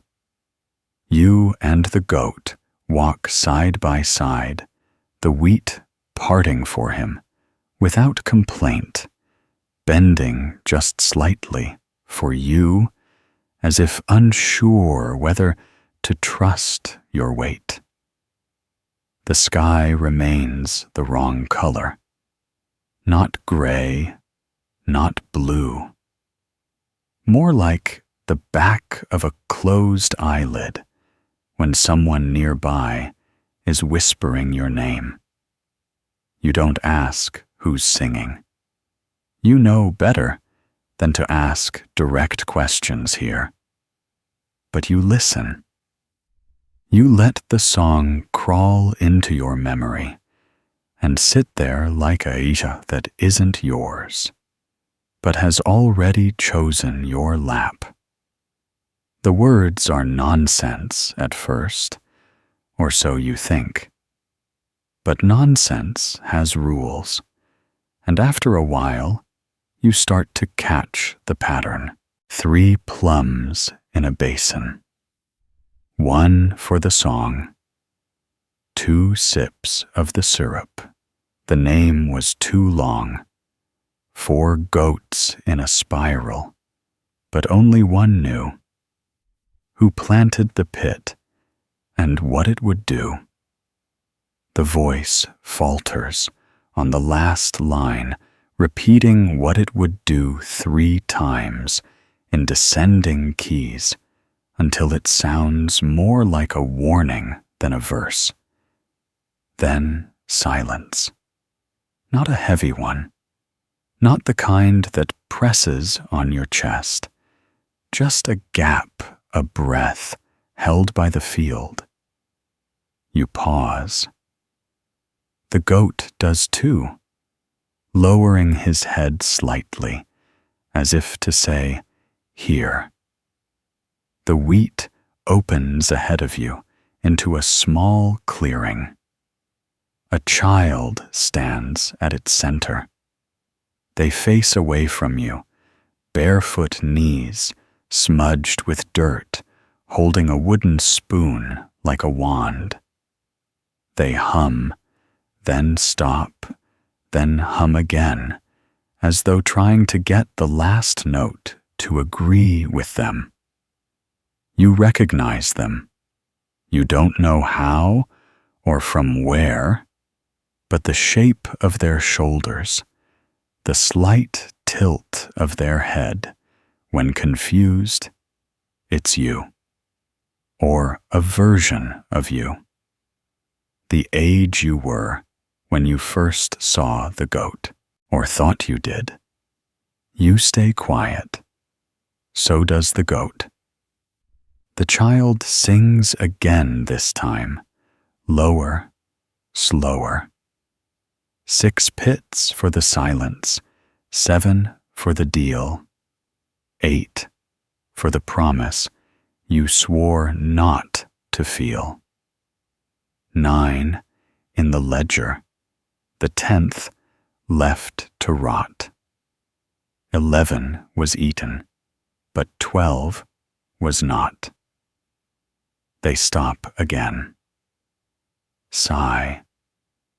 Turn the spoon end over end. The child does not see you, but you see their mouth move. They say your name, not the one you use now, the other one, the old one, the name you nearly read on the parchment, nearly swallowed, nearly wore again, like a coat left too long in a locked chest. The goat shifts beside you, not nervous, not restless, just waiting, watching, like he always does. The child crouches suddenly and presses the spoon into the dirt, then begins digging, not frantically, methodically. They dig a hole just large enough for a pit. When it's ready, they reach into their pocket and pull out something round and glossy. A plum, smaller than the ones from the tavern, darker, almost black. They kiss it once lightly and drop it into the hole. Then they bury it, slowly, carefully, like it's a secret too fragile for hurrying. You don't move. You hardly breathe. The child sits back on their heels, looks up at the sky, then stands and walks past you without noticing. The wheat closes behind them.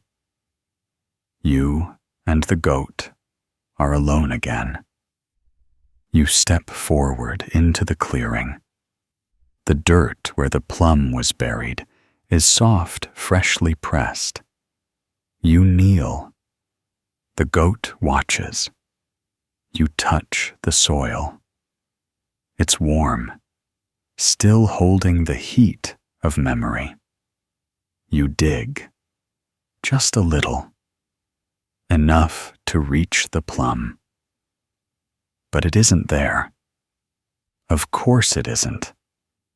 What you find instead is a folded strip of red ribbon tied in a loop, slightly frayed at the end.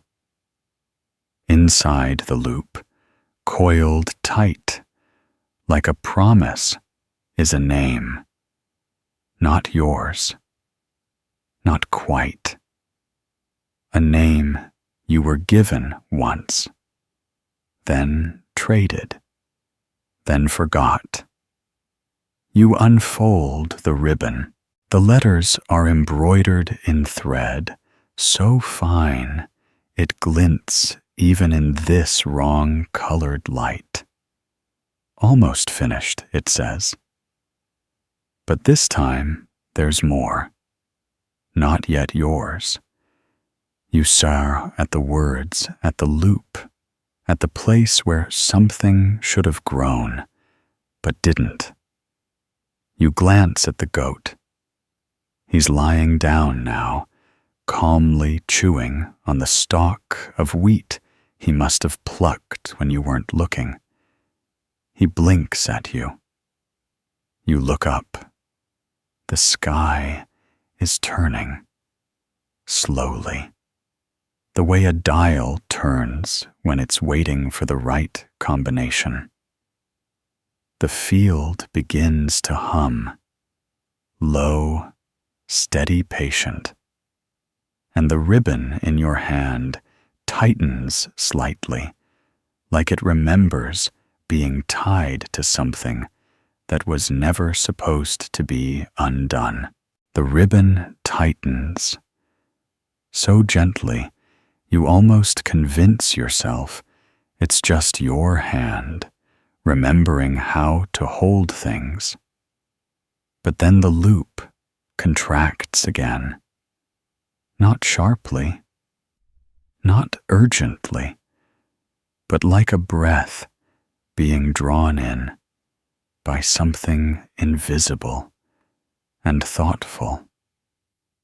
The embroidered words, almost finished, not yet yours, shimmer, once before fading to a softer hue, still legible, still definite, but somehow humbler now, as if the message has grown tired of being repeated. The hum beneath the wheat continues low and even vibrating the soles of your feet and the air in your lungs and the corners of the thoughts you didn't know you were hiding from yourself.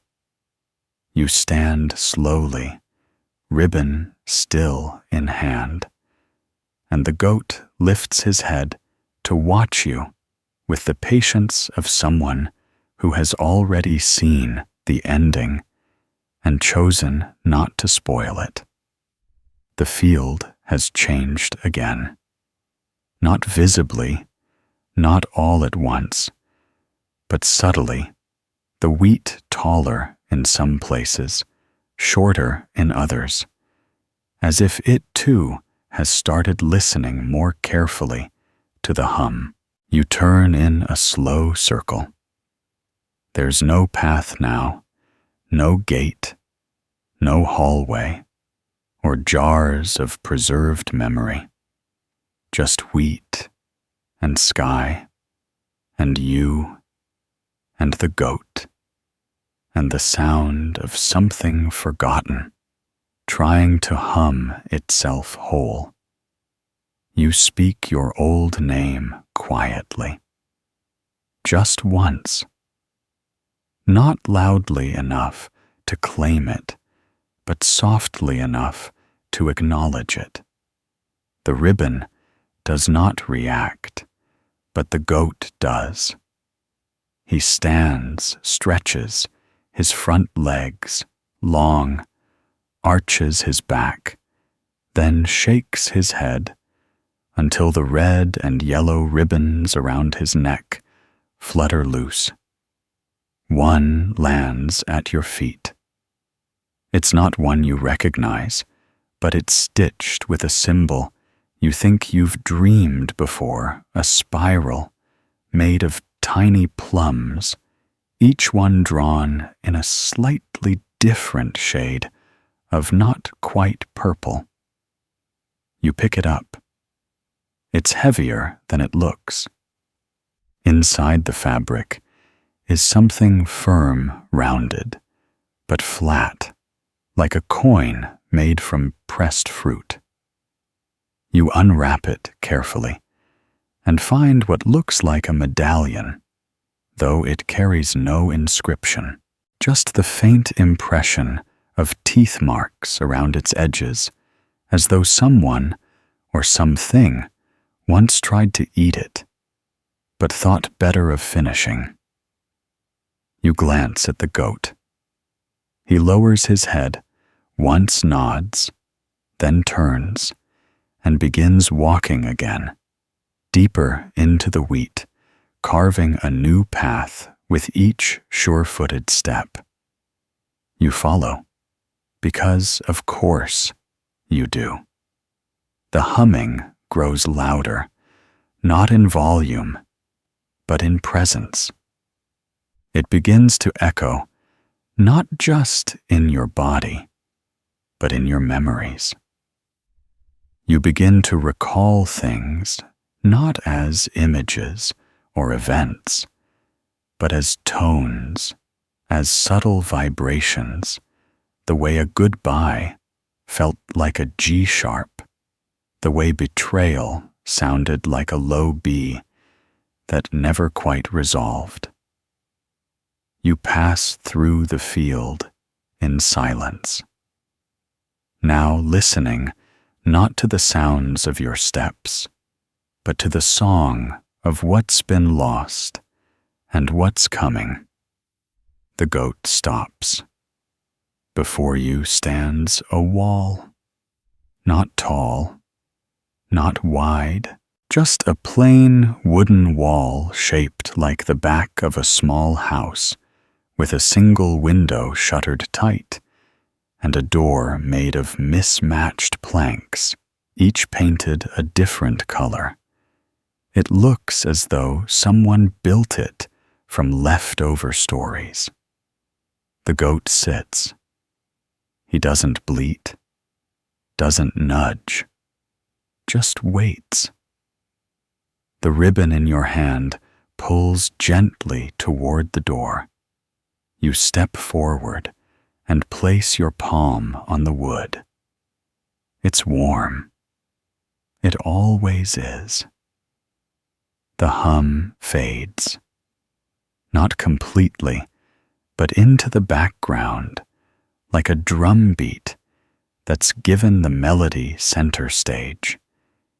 You knock once. No answer. You knock again. This time the shutter opens. Slowly. A single eye peers out. It is not yours. Not human exactly, but familiar. It blinks. You blink back.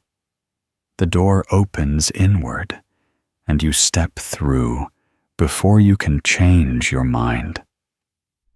Inside is a room that remembers being several different places.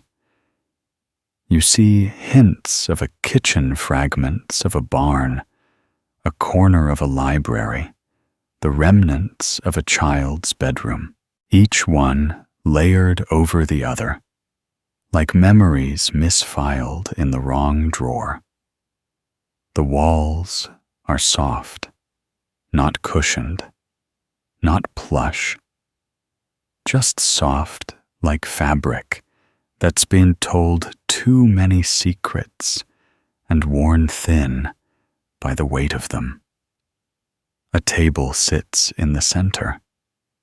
On it is a bowl. Of course there is. You walk to it. It's wooden, hand-carved, slightly warped, stained with something dark and sweet.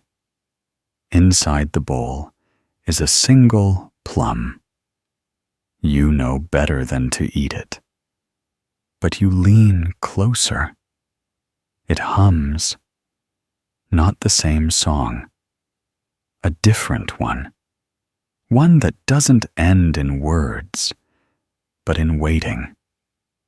You sit at the table. Across from you, a chair creaks, as though someone else has just taken a seat. You don't look up. You don't need to. You know it's someone who sounds like you when they breathe. The ribbon in your hand loosens again, falls open, and the words change once more. This time they read, "If you're still reading this, we've already begun."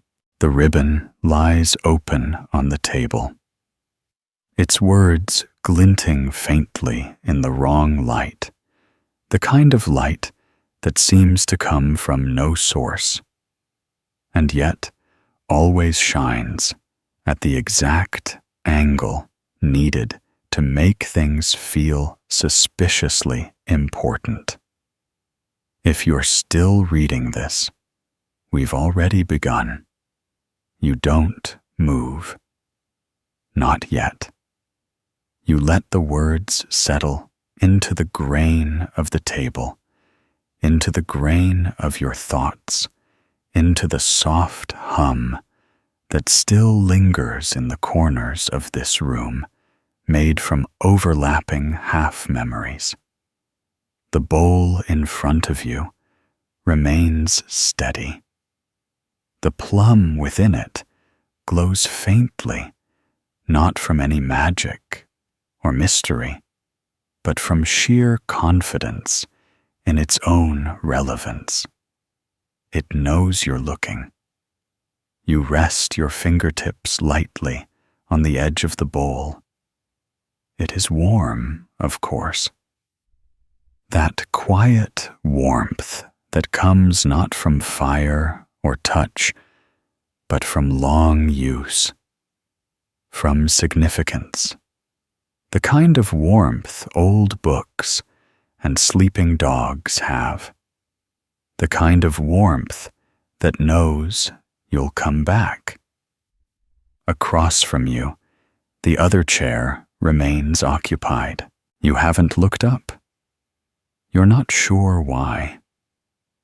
Maybe it's because you already know who it is.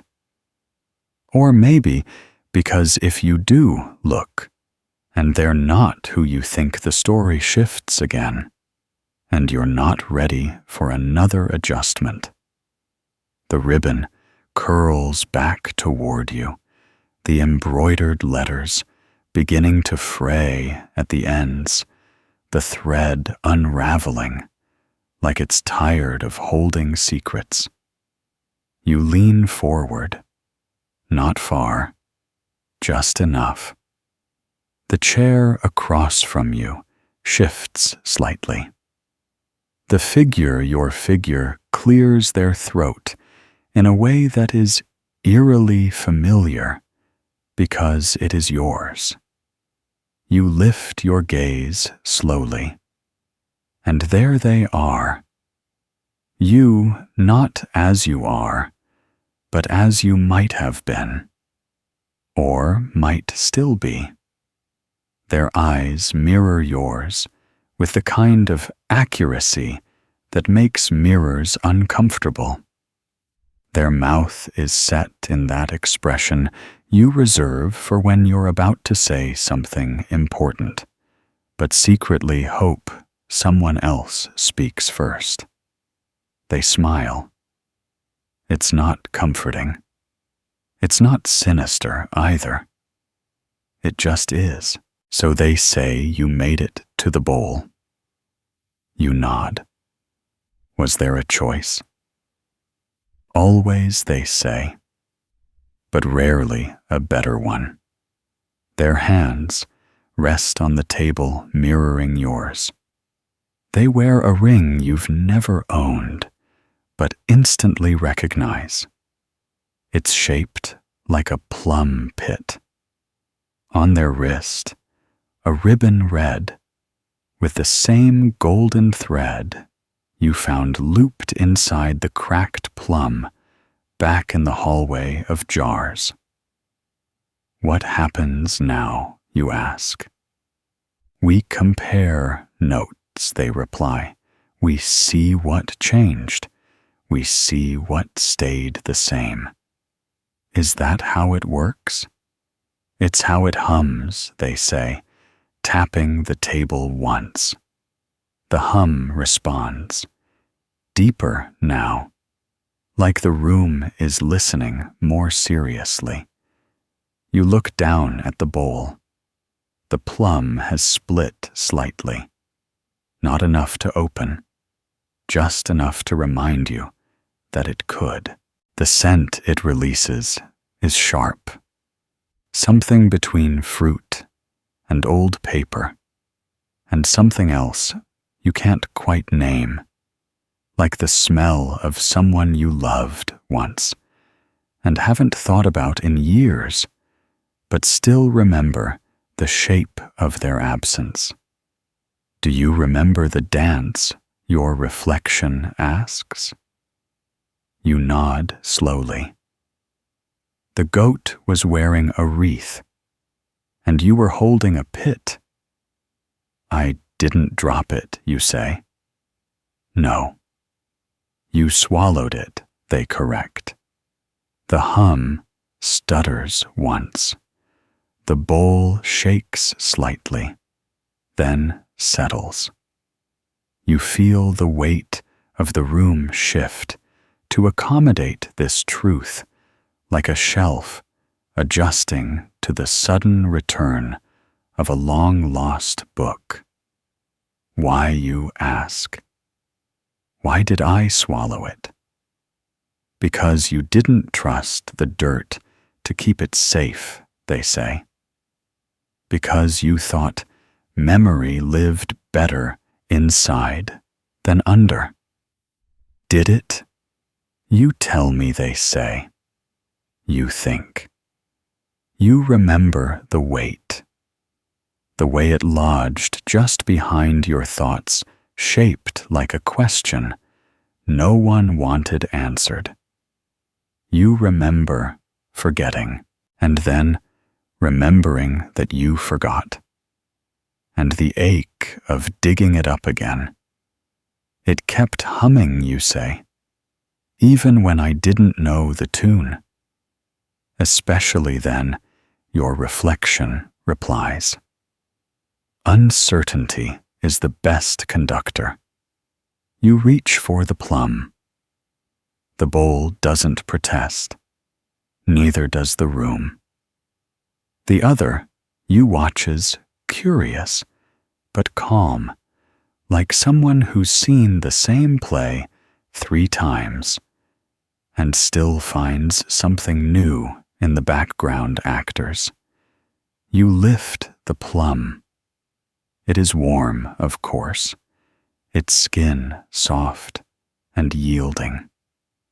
The crack widens at your touch, slow and smooth, like a mouth deciding to whisper something it isn't sure you're ready to hear. Inside is no pit. Inside is a string, red, silk, attached to nothing, tied in the simplest knot, the kind that children use when they're learning how to remember what belongs to them. You pull it gently. The string doesn't resist. It unspools easily, falling across your palm like a map drawn without ink. And then it stops. A slip of paper flutters out, folds itself on the table, and waits. You open it. There are no words. Just a drawing. A goat, standing on a barrel, wearing your name. You stare at the drawing on the slip of paper, lines so delicately inked, they almost seem breathed rather than drawn. The kind of illustration that looks old even when it's new. The goat standing proud atop a wooden barrel, its hooves placed just so, tail pointed like a weather vane, and around its neck, your name looped like a pendant stitched onto a ribbon that flutters in a wind. The picture doesn't bother to explain. Your reflection leans closer, chin propped on one hand, eyes narrowing in the same thoughtful squint you use when trying to decode instructions written in a language you don't quite remember learning. That was the moment, they say, softly tapping the corner of the paper with a finger that ends in a nail, slightly ink-stained. The moment it stopped being just a goat. You nod. The paper feels warmer now, as if it too has begun to hum. Why did I give it my name, you ask? Because you were tired of holding it. They reply, not looking up, because it became too heavy. Because names are like pips, useful for planting, but uncomfortable when swallowed. The goat on the paper stares back at you, its eyes far too knowing for something sketched in only 3 lines and a smudge. You lift the drawing, turn it over. The back is blank, but the warmth lingers. The plum lies hollow now in the bowl, soft and sagging, like it's finally exhaled after years of holding its breath. The hum continues steadier now, more focused. You glance at your reflection, who sits back in their chair with a sigh that echoes exactly how yours might sound in a room with better acoustics. So what do I do, you ask? You go find it, they say. The goat. The name they correct. It's not wearing it anymore. It just borrowed it. Carried it through the parts of the story where you couldn't. Where is it now? Where all forgotten names go, they say. In the archive. That sounds official. It is, and unfortunately, they add with a wry twist of the mouth, you'll need a ribbon to get in. You lift the fraying strip from earlier, the one that once read, "Not yet yours," the one that now only says, "We've already begun." This. They shake their head, too open-ended. They prefer intent. You look down at the string you pulled from the plum, still looped across your palm, like an invitation or a refusal. This closer, they say. But it needs a knot. You frown. What kind? Any kind, they reply, as long as it means something. You think. And then you tie it. Not a sailor's knot, not a bow, not even a loop. Just a simple overhand knot, the kind you used to tie when marking the end of something, a loaf, a list, a letter you didn't send. The kind of knot you tied in string when you wanted to remember where the story paused. As you pull it tight, the room changes, not dramatically, just a subtle shift, like someone dimming a lantern, not because it's too bright, but because the next part needs shadows. Your reflection stands. They aren't holding the ribbon anymore. You are. They nod. Not goodbye. Not good luck. Just now. You blink. They're gone. The room is gone. The table, the bowl, the plum, gone. You stand in a hallway again, not the hallway of jars.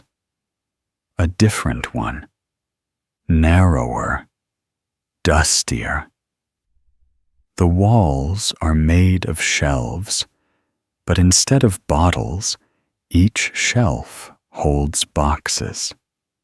Each box is tied with a ribbon. No labels, no dates, just names. Names you can feel, even if you can't read them. The hum here is quieter, more respectful, like it knows this is a place for listening. You walk, slowly, carefully. Your footsteps don't echo. You turn a corner and find a desk, empty. A bell sits on it. A sign says, "Please ring only if you remember why you came." You reach for the bell, then stop. The knot in your hand tightens, pulsing once like a heartbeat. A drawer in the desk creaks open by itself. Inside, a single ribbon, untied. Your name is stitched across it in gold. Not the name you use now, not the one you swallowed, the name you were supposed to grow into. You lift it carefully, and somewhere down the hall, a bleat. Not loud, not urgent, but familiar. The goat is waiting. Again, you hold the ribbon in both hands, the one with your real name. Or maybe the name that was supposed to be real before all the others took its place.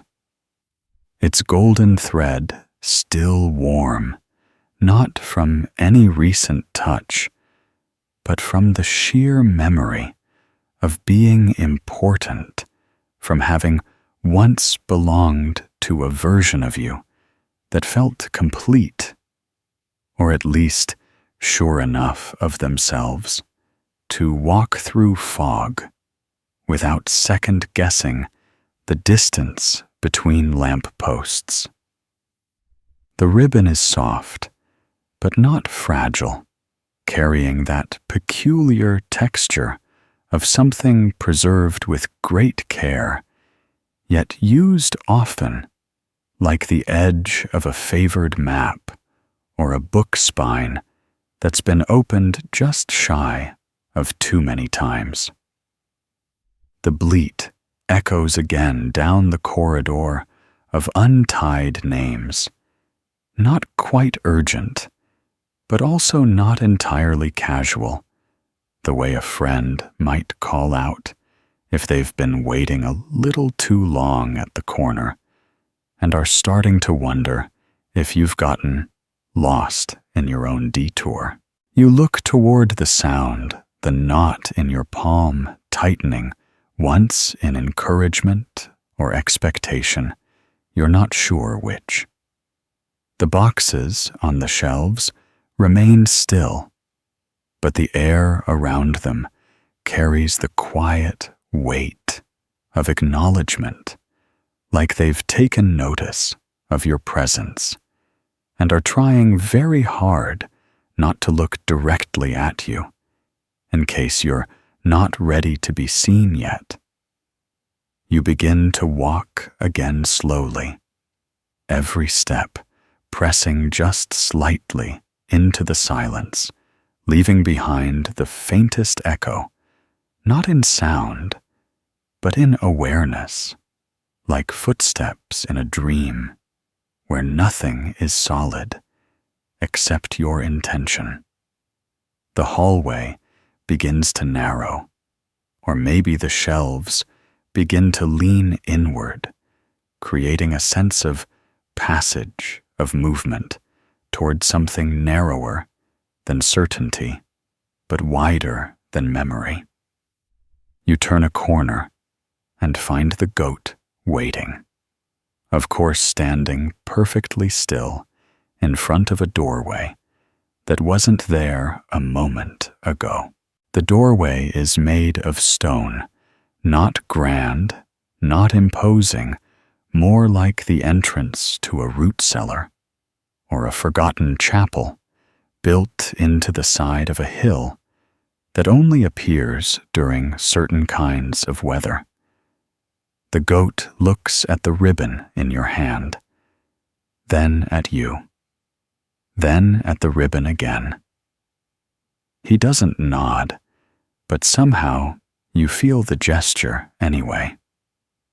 You approach.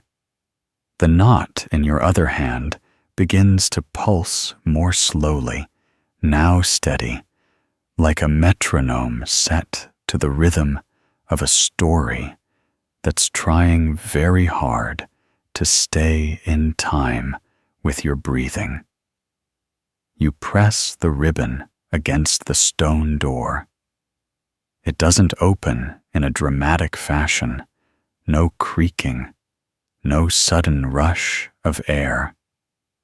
It simply allows.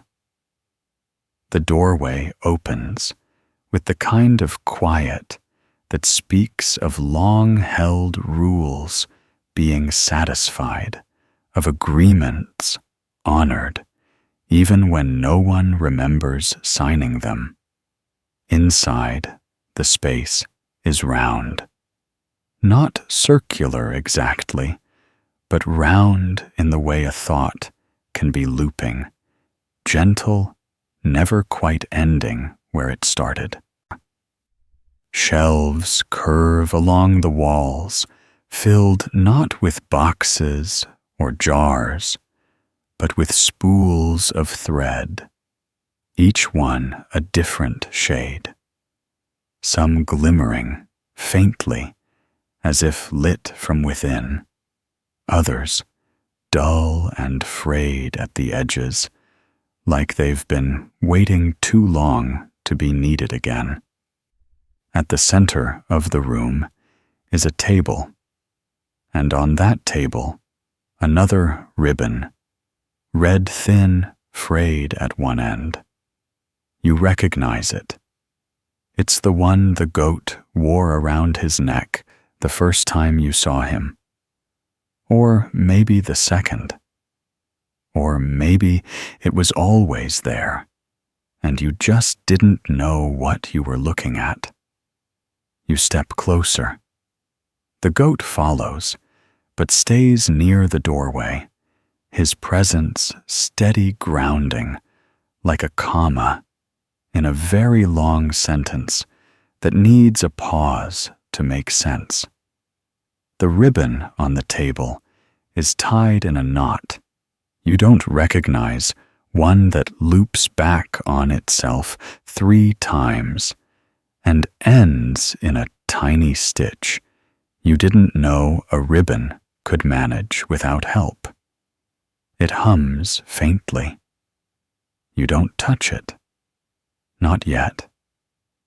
Instead, you lay your own ribbon beside it. The 2 pieces of fabric twitch almost imperceptibly, as if aware of each other and unsure whether they're supposed to embrace or argue. The hum in the room shifts. Not louder, just more, as if acknowledging a reunion, long overdue. You look at the goat. He meets your gaze. For the first time, he blinks slowly, deliberately, as if giving you permission to continue, or maybe simply to decide.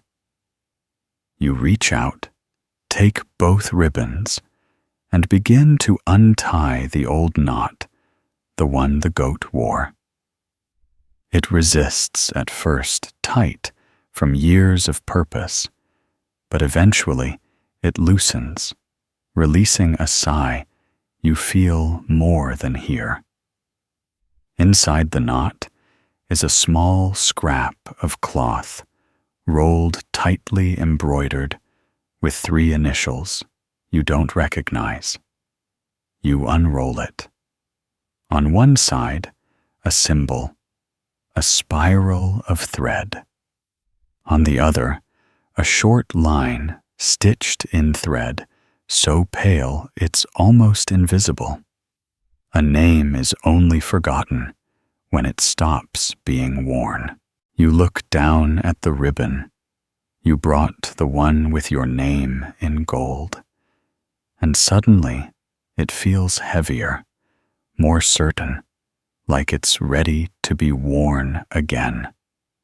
Not as decoration, not as disguise, but as declaration. You tie it around your wrist. The thread hums in response. The room seems to nod. The goat steps forward, and behind him, another door opens. This one breathes. The door behind the goat inhales, not with lungs or air, but with the kind of intake that rooms sometimes perform when they're about to tell you something in a language only floors and hinges understand.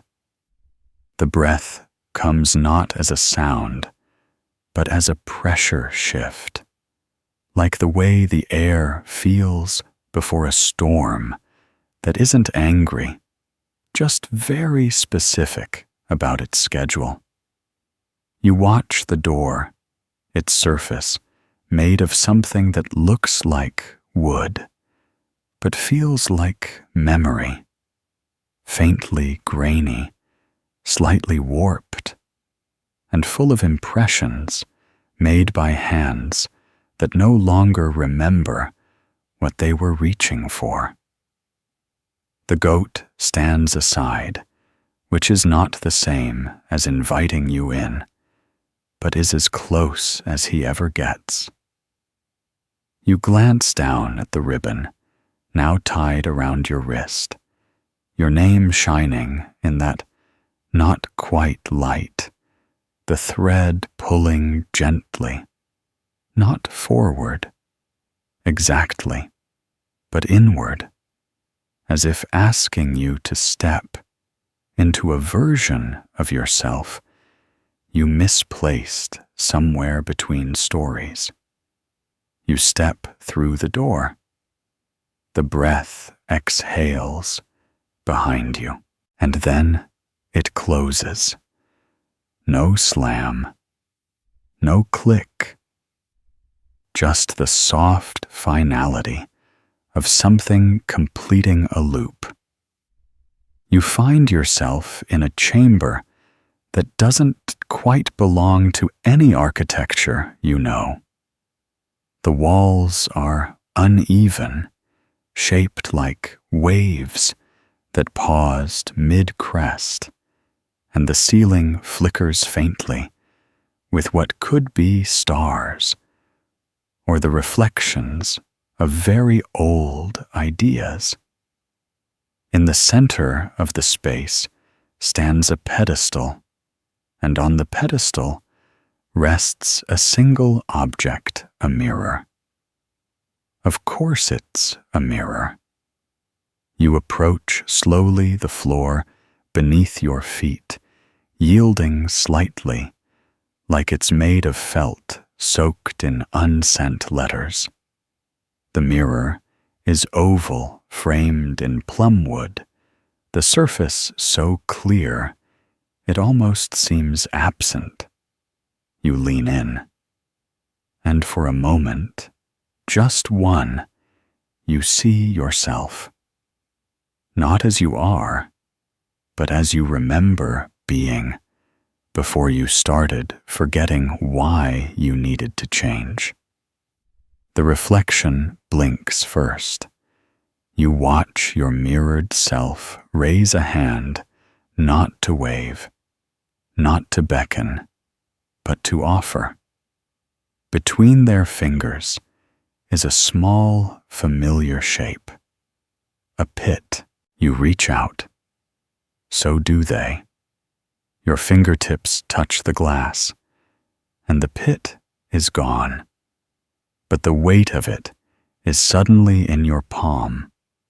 You didn't see it happen, but it's there now, smooth and warm, pulsing faintly, with that slow rhythm, the stories carried all along. The goat enters the room behind you, hooves silent eyes. Calm. He looks at the pit in your hand, then at the mirror, and then at the ceiling, as if checking to make sure the stars haven't changed their minds since last time. You hold the pit up. It hums. Just once. Soft. Like an affirmation or a sigh of recognition. Around the base of the pedestal, you now notice small etchings, names carved in careful loops and angles. None of them yours, yet each one vaguely familiar, like the names you dream about and forget before breakfast. These were others, you say aloud, though you're not sure if you're asking or declaring. The goat nods once. And I'm next. He doesn't nod this time. He doesn't need to. You place the pit on the pedestal. It doesn't roll. It doesn't shift. It simply rests there, the way old truths do, when finally returned to the shelf that missed them. The mirror ripples. You lean closer again. Now you don't see yourself. You see the goat on the barrel, wearing your ribbon, singing not with sound, but with posture, with the tilt of his head, and the flick of his tail, and the way his hooves strike the wood in perfect time with that humming rhythm. You smile. He was never just carrying your name. He was remembering how it danced. Behind you, the stars on the ceiling begin to fall. Not down, just inward, folding gently toward the center of the room, like petals curling around the final breath of a flower that's only ever bloomed once per story. You look back at the pedestal. The pit is gone. In its place, a folded note. You open it. Inside, embroidered in silver thread, so fine it almost dissolves into the paper, are the words, "Now that you've remembered, what will you forget?" The goat exhales. The door behind you opens again. This time, it doesn't breathe. It waits. The note in your hand doesn't vanish, doesn't burn, or melt, or fade into ash, as you've come to half expect from things that appear on pedestals after you've just surrendered something meaningful. It simply remains there, folded neatly. Again, the moment you look away, and now resting against your palm like a cool thought that hasn't yet decided to speak. The goat is watching. You don't see him move, but somehow he's standing closer now, just to your left. Not crowding, not coaxing, just near enough to be noticed, and just far enough to be questioned. The open doorway behind you hums differently than the room you're leaving, its threshold lined not with symbols or script, but with faint impressions of footsteps, soft dents in the fabric of the floor that pulse faintly with each breath you take. You glance once more at the pedestal, half expecting the pit to reappear, to blink back into being with a smug little wobble that says you never really let it go. Not entirely, but it stays empty, and the mirror above it no longer reflects you, or the goat, or anything at all. Just a gentle swirl of color, like storm clouds seen through a sieve. You step toward the door. It's still open, still waiting. The hum within it doesn't call to you. It's not that kind of place, but it holds something shaped like anticipation, or maybe a welcome disguised as ambiguity. You cross the threshold. There is no transition, no sensation of passing through. One moment, you are in the pedestal room with the mirror and the silent ceiling stars, and the next, you are in a garden of sorts. The sky above is a soft, unbothered pink, like it's been gently boiled in milk and exhaled over the horizon. The trees here are familiar in a way that makes you uncomfortable, not because they remind you of home, but because they remind you of somewhere you almost decided to forget. You walk.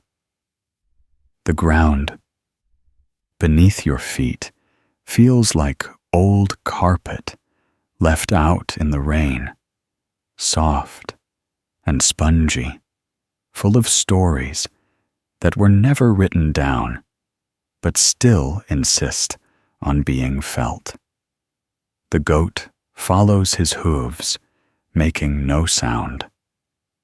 You carry the folded note still, and though you haven't looked at it again, you know exactly what it says. Now that you've remembered, what will you forget? You turn it over in your mind. You wonder if the answer matters, or if it's the asking that keeps the path lit. A narrow stream appears beside you, flowing in the wrong direction, not uphill or backward, just in a way that water doesn't usually prefer.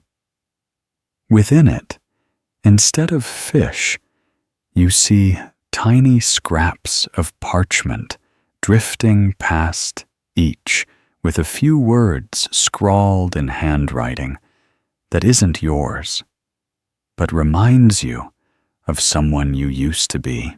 You lean down to read one. It says, "The fourth plum wasn't ripe, but you bit it anyway." You pick it up. It dissolves in your hand.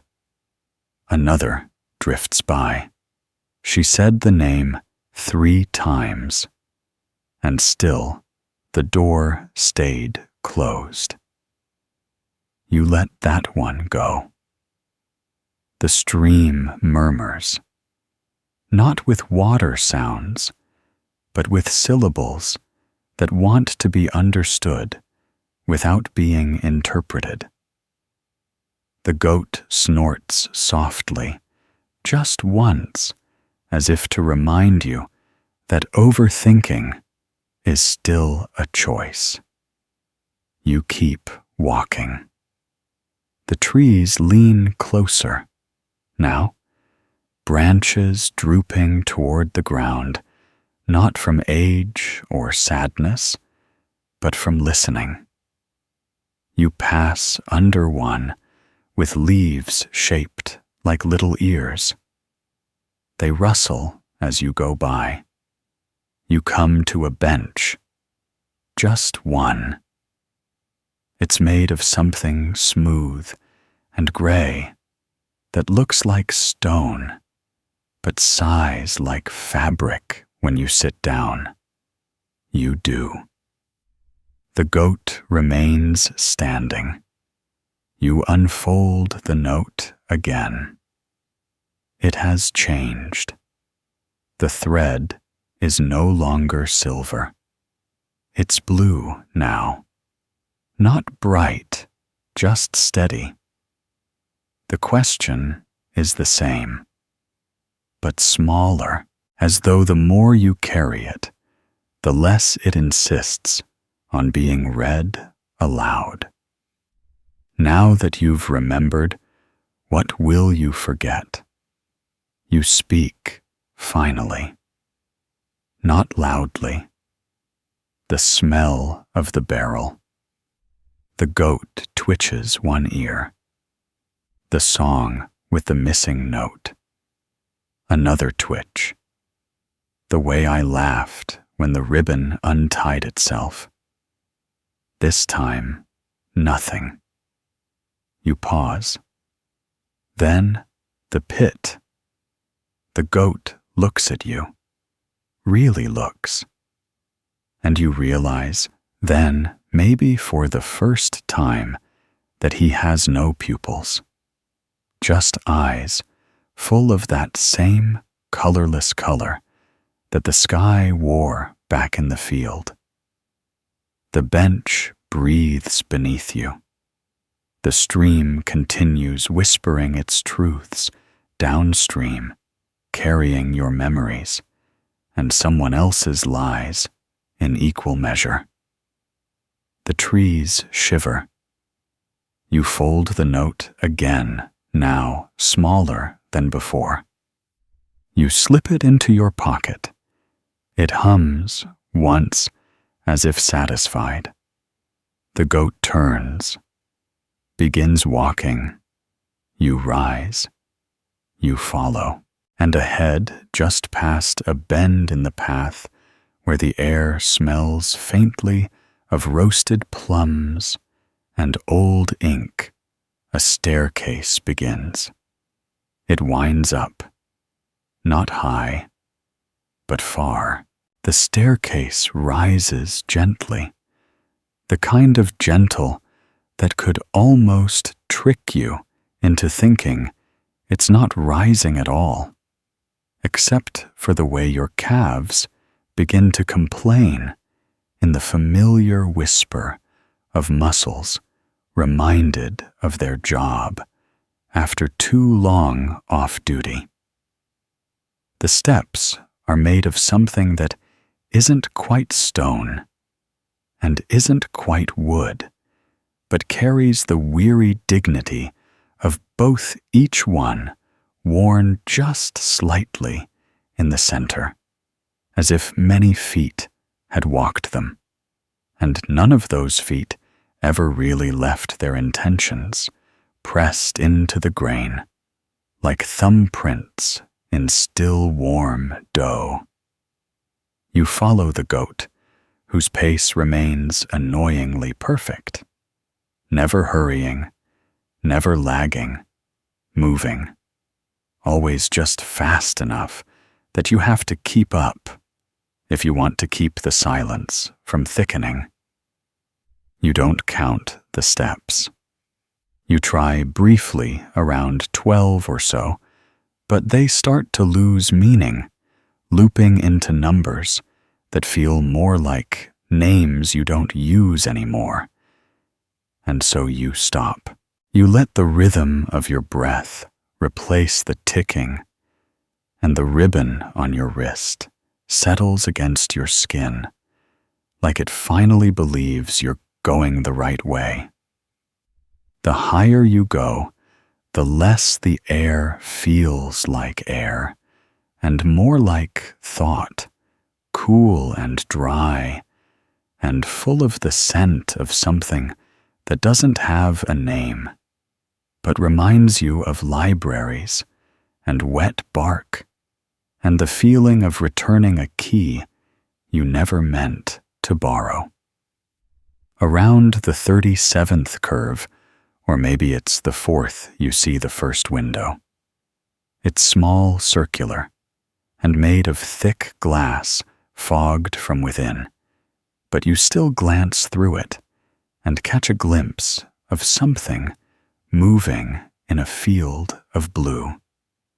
Not the sky, not the sea, just blue, rippling with slow intention.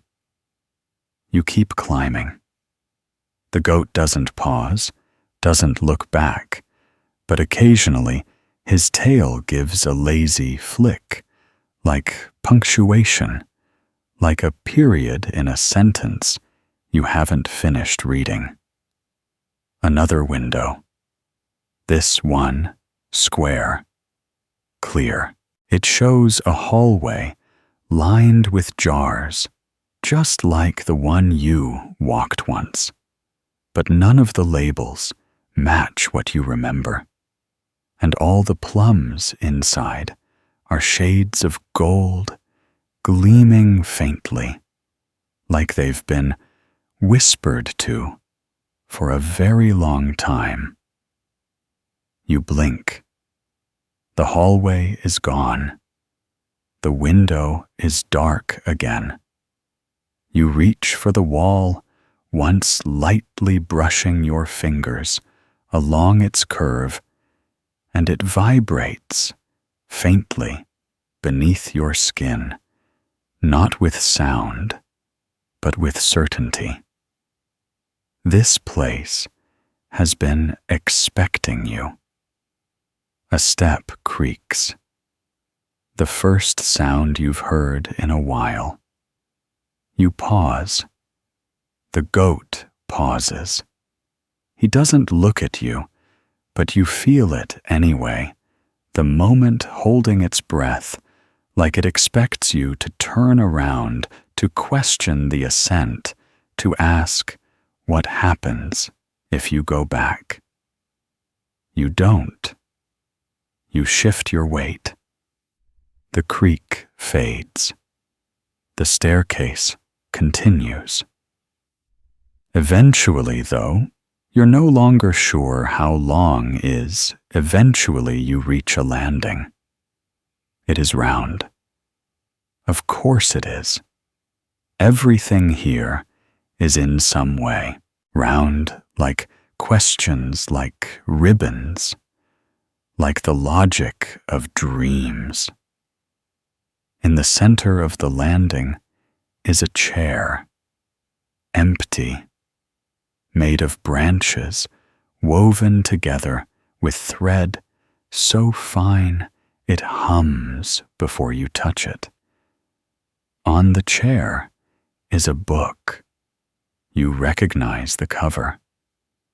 It's the same one you've never seen before, but somehow already mourned the ending of.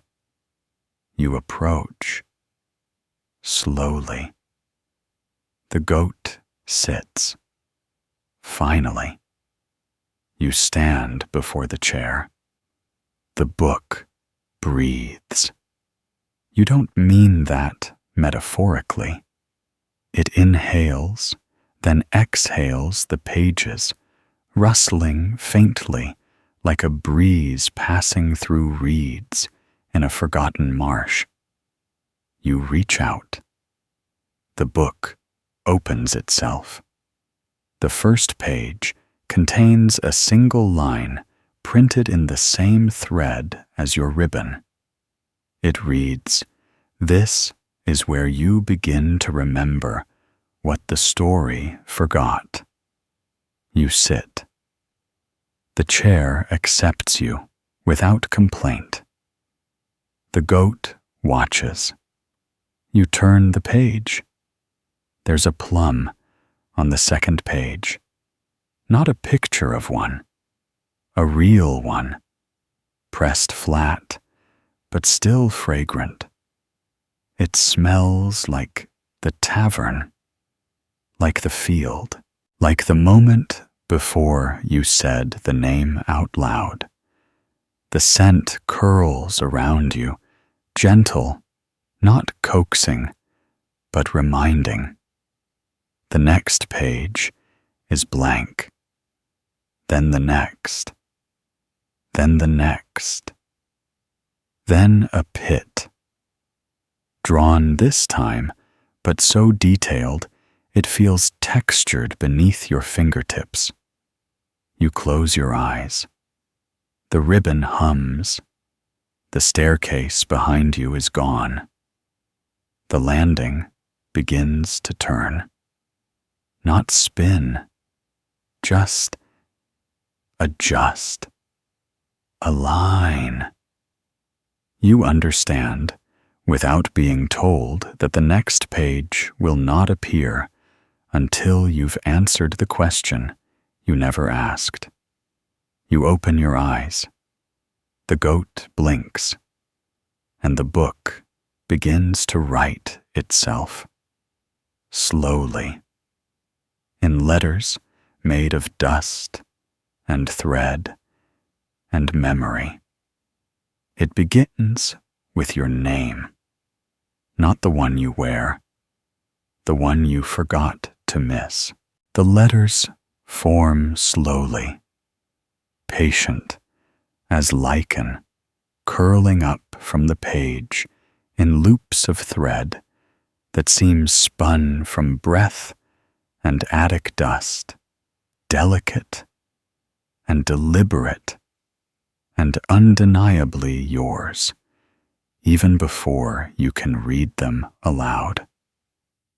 Your eyes trace each curve as though rediscovering a face you used to wear back when your hands were smaller and the world was filled with rules that you hadn't yet agreed to.